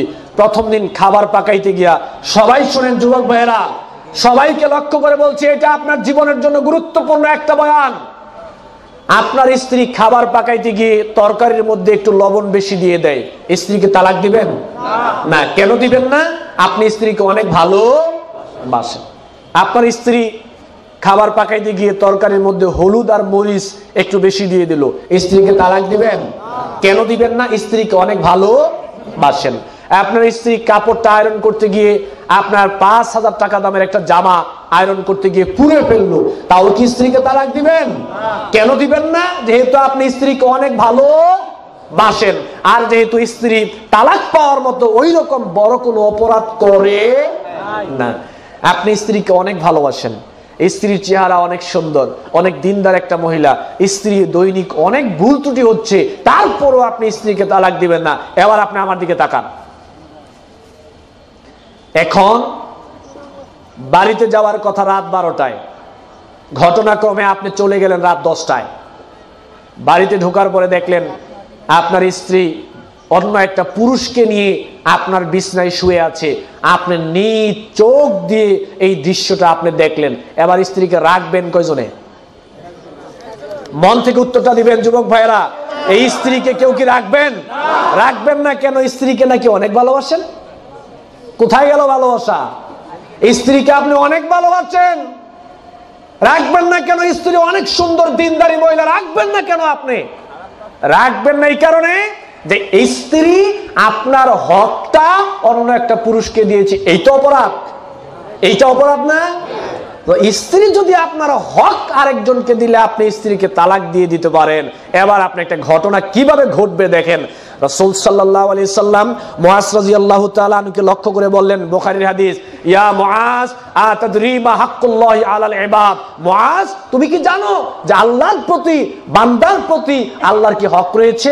মুআজ বলল, আল্লাহু ওয়া রাসূলু আ'লামু, আল্লাহ এবং তার রাসূল ভালো জানেন, আমি জানি না। আল্লাহর নবী বললেন, হাক্কুল্লাহি আলাল ইবাদ আইয়াবুদুহু ওয়া লা ইউশরিকু বিহি শাইআ। আল্লাহর নবী বললেন, মুআজ, বান্দার প্রতি আল্লাহর হক হচ্ছে বান্দা একনিষ্ঠভাবে আল্লাহর হকটা শুধু আল্লাহকেই দিবে, অন্য কাউকে দিবে। এটা হচ্ছে বান্দার প্রতি আল্লাহর হক। এবার আরেকটা তাকান, মুসলিম শরীফের হাদিস। আল্লাহ নবী বললেন, আনতা আবুদাল্লাহ কান্নাকা তারাহু ফাইন লাম তাকুন তারাহু ফাইন্নাহু ইয়ারাকা। আল্লাহ নবী বললেন, এমন ভাবে তুমি আল্লাহর ইবাদত করবে যে তুমি আল্লাহকে দেখতে পাচ্ছ। আর তুমি যদি আল্লাহকে দেখতে না পাও, অবশ্যই তোমাকে মনে করতে হবে 24টা ঘন্টা আল্লাহ রাব্বুল আলামিন তোমাকে দেখতে পাচ্ছেন আল্লাহর দৃষ্টি ক্ষমতার বাইরে কেউ কখনো যেতে পারবো না। তাহলে আপনি দেখেন আপনার সামনে আপনার স্ত্রী আপনার হকটাকে অন্য একটা পুরুষকে দেওয়ার কারণে আপনি স্ত্রীকে তালাক দিলেন, অথচ স্ত্রীকে আপনি অনেক ভালোবাসেন। আল্লাহর ইন্না লিল্লাহি মিয়াতা রাহমাতিন আনজালা মিনহা রাহমাতান ওয়াহিদাতান বাইনাল জিন্নি ওয়াল ইনসি ওয়াল বাহাইমি ওয়াল হাওয়ামি ফাবিহা ইয়াতাআতাফুনা ওয়া বিহা ইয়াতারাহামুনা ওয়া বিহা তাআতিবুল ওয়াহশু আলা ওয়ালাদিহা ওয়া আখরা লাউ 99 রাহমা ইয়ারহামু বিইবাদাহু ইয়াওমাল কিয়ামা। বুখারী শরীফে আছে আল্লাহর নবীর রহমত হলো 100 ভাগ, 1 ভাগ দিয়েছে পৃথিবীর সৃষ্টিকুলের মধ্যে ভাগ করে, বাকি 99 ভাগ রয়েছে কার কাছে? আল্লাহর কাছে। তাহলে আল্লাহ বান্দার প্রতি কত দয়াশীল আপনি দেখেন, আল্লাহ বান্দার প্রতি কত রহমশীল দয়াশীল আপনি দেখেন। আল্লাহ আপনি স্ত্রীকে এত ভালোবাসেন, তারপরে আপনি স্ত্রীকে তালাক দিলেন কেন? আপনার হকটা সে অন্য আরেকজনকে দিয়েছে। সেজদাটা কার হক? সেজদাটা আল্লাহর হক।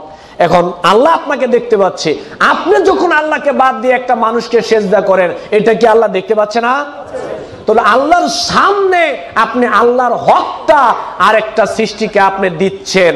আপনি যদি স্ত্রীকে এত ভালোবাসার পরে আপনি স্ত্রীকে তালাক দেন, আপনার হক আরেকজনকে দেওয়ার কারণে আল্লাহ অনেক দয়াশীল আমাদের প্রতি, আল্লাহ অনেক রহমশীল আমাদের প্রতি। তো আল্লাহর সামনে আল্লাহর হকটা আর একটা সৃষ্টিকে আমরা দিয়ে দিচ্ছি, তো আল্লাহ কি আমাদেরকে তালাক দিবে না? আল্লাহর তালাক দেওয়া মানে হলো মুসলমানের খাতা থেকে, মুসলিমের খাতা থেকে নামটা কেটে দেওয়া। তাহলে আল্লাহর হক অন্য কোন সৃষ্টিকে দেওয়া যাবে? আল্লাহর হক আল্লাহকে দিতে হবে। আল্লাহর হক কাকে দিতে হবে? আল্লাহকে দিতে হবে।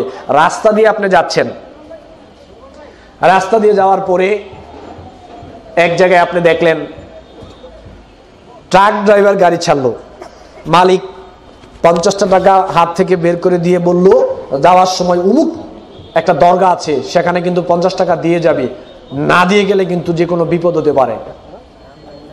অসংখ্য মানুষ চালক রাস্তাঘাটে এখন পাওয়া যায়, অসংখ্য মানুষ। এই টাকাটা কার জন্য দিলেন? আল্লাহর জন্য দিছেন? মুসনাদে আবি সাহেবাতে একটা হাদিস আছে, শুনে যান।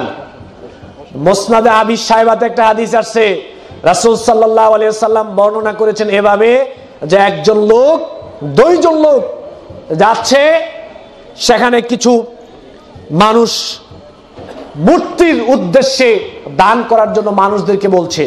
একজনকে বলল তুমি মূর্তির উদ্দেশ্যে কিছু উৎসর্গ করো, কিছু দান করো। সে বলল আমার কাছে তো দান করার মতো কিছু নাই। বলল একটা মাছি হলেও তুমি দান করো, আল্লাহ নবী বলছেন। তো লোকটা একটা মাছি দান করলো। আল্লাহ নবী বললেন শুধুমাত্র সে দরগায় মাজার শরীফে মানুষের মূর্তির উদ্দেশ্যে সে একটা মাছি কেন দান করলো, এই কারণে আল্লাহ রাব্বুল আলামিন তাকে জাহান্নামে পাঠিয়েছেন। পরের লোকটাকে বলল তুমি উৎসর্গ করো। বলল আমার জীবনটা চলে গেল, আমি আল্লাহ ছাড়া অন্য কোন কারো উদ্দেশ্যে কোনো কিছু উৎসর্গ করব। এবার তারা লোকটাকে মেরে ফেললো। আল্লাহ নবী বললেন এই লোকটাকে আল্লাহ জান্নাত দিয়েছেন। তাহলে আল্লাহ ছাড়া অন্য কারো উদ্দেশ্যে মান্নত করে, আল্লাহ ছাড়া অন্য কারো উদ্দেশ্যে উৎসর্গ করে জাহান্নামে যেতে হয়, আর সেখান থেকে বিরত থাকার মাধ্যমে কিন্তু জান্নাতও পাওয়া যায়। তাহলে সম্মানিত উপস্থিতি, বাংলাদেশের মানুষের তাওহীদে এখন সমস্যা, ঈমানের সমস্যা, আকীদায় সমস্যা। কর্ম যতই সুন্দর হোক না কেন, কর্ম যতই সুন্দর হোক না কেন, কর্ম সুন্দর, এত সুন্দর, ভিতরটা নষ্ট। এই সুন্দর কর্ম দিয়ে জান্নাত পাওয়া যাবে না। আর আপনার অন্তরটা অনেক সুন্দর, কর্মের মধ্যে কিছু ভুল ত্রুটি আছে, কিন্তু কর্মের ভুল ত্রুটির কারণে শাস্তি পাওয়ার পরে হলো জান্নাত পাওয়া যাবে, অবশ্যই যাবে। আপনার মুসলিম শরীফের মধ্যে একটা হাদিস দেখলাম, সর্বশেষ যে ব্যক্তি জান্নাতে যাবে, আল্লাহ রাব্বুল আলামিন বলবে যা তুই জান্নাতে যা। সে জান্নাতে যাবে, জান্নাতের কাছে এসে দেখবে ওয়াজাতুহা মালান, এসে দেখবে জান্নাত ভর্তি। সে আল্লাহর কাছে ফিরে এসে বলবে আল্লাহ আমার তো মনে হয় জান্নাতটা ভর্তি, আমার জন্য কোনো জায়গা নাই। আল্লাহ বলবে যা তুই আবার যা। সে আবার গিয়ে দেখবে জান্নাত ভর্তি, ফিরে এসে বলবে আল্লাহ আমার তো মনে হয় জান্নাতটা ভর্তি। বলবে না তুই আবার যা। আবার সে যাবে, ফিরে এসে বলবে আল্লাহ জান্নাতটা ভর্তি, আমার জন্য মনে হয় জায়গা নাই। আল্লাহ রাব্বুল আলামিন বললেন তুই এবার যা, 10টা পৃথিবীর সমান আমি আল্লাহ তোকে একটা জান্নাত দিলাম। আল্লাহ নবী হেসে হেসে বললেন, এই লোকটাই হলো সর্বশেষ জান্নাতি, এরপরে আর কোন লোক জান্নাতে যাবে? একটা লোক সর্বশেষ জান্নাতে গেল, 10টা দুনিয়ার সমান একটা জান্নাত পেল শুধুমাত্র তাওহীদের মর্যাদার কারণে। সুবহানাল্লাহ। তাহলে সম্মানিত উপস্থিতি, আমাদেরকে আগে কি ঠিক করতে হবে? অন্তর ঠিক করতে হবে। আমাদেরকে আগে কি ঠিক করতে হবে? অন্তর ঠিক করতে হবে। অন্তর ঠিক করার মাধ্যমে তারপরে কর্ম ঠিক করতে হবে। আল্লাহ সুবহানাহু ওয়া তাআলা আমাদের সবাইকে তৌফিক দান করুন। আমরা বলি আমিন। ওয়া আখির দাওয়ানা আলহামদুলিল্লাহি রাব্বিল আলামিন। আসসালামু আলাইকুম ওয়া রাহমাতুল্লাহি ওয়া বারাকাতুহু।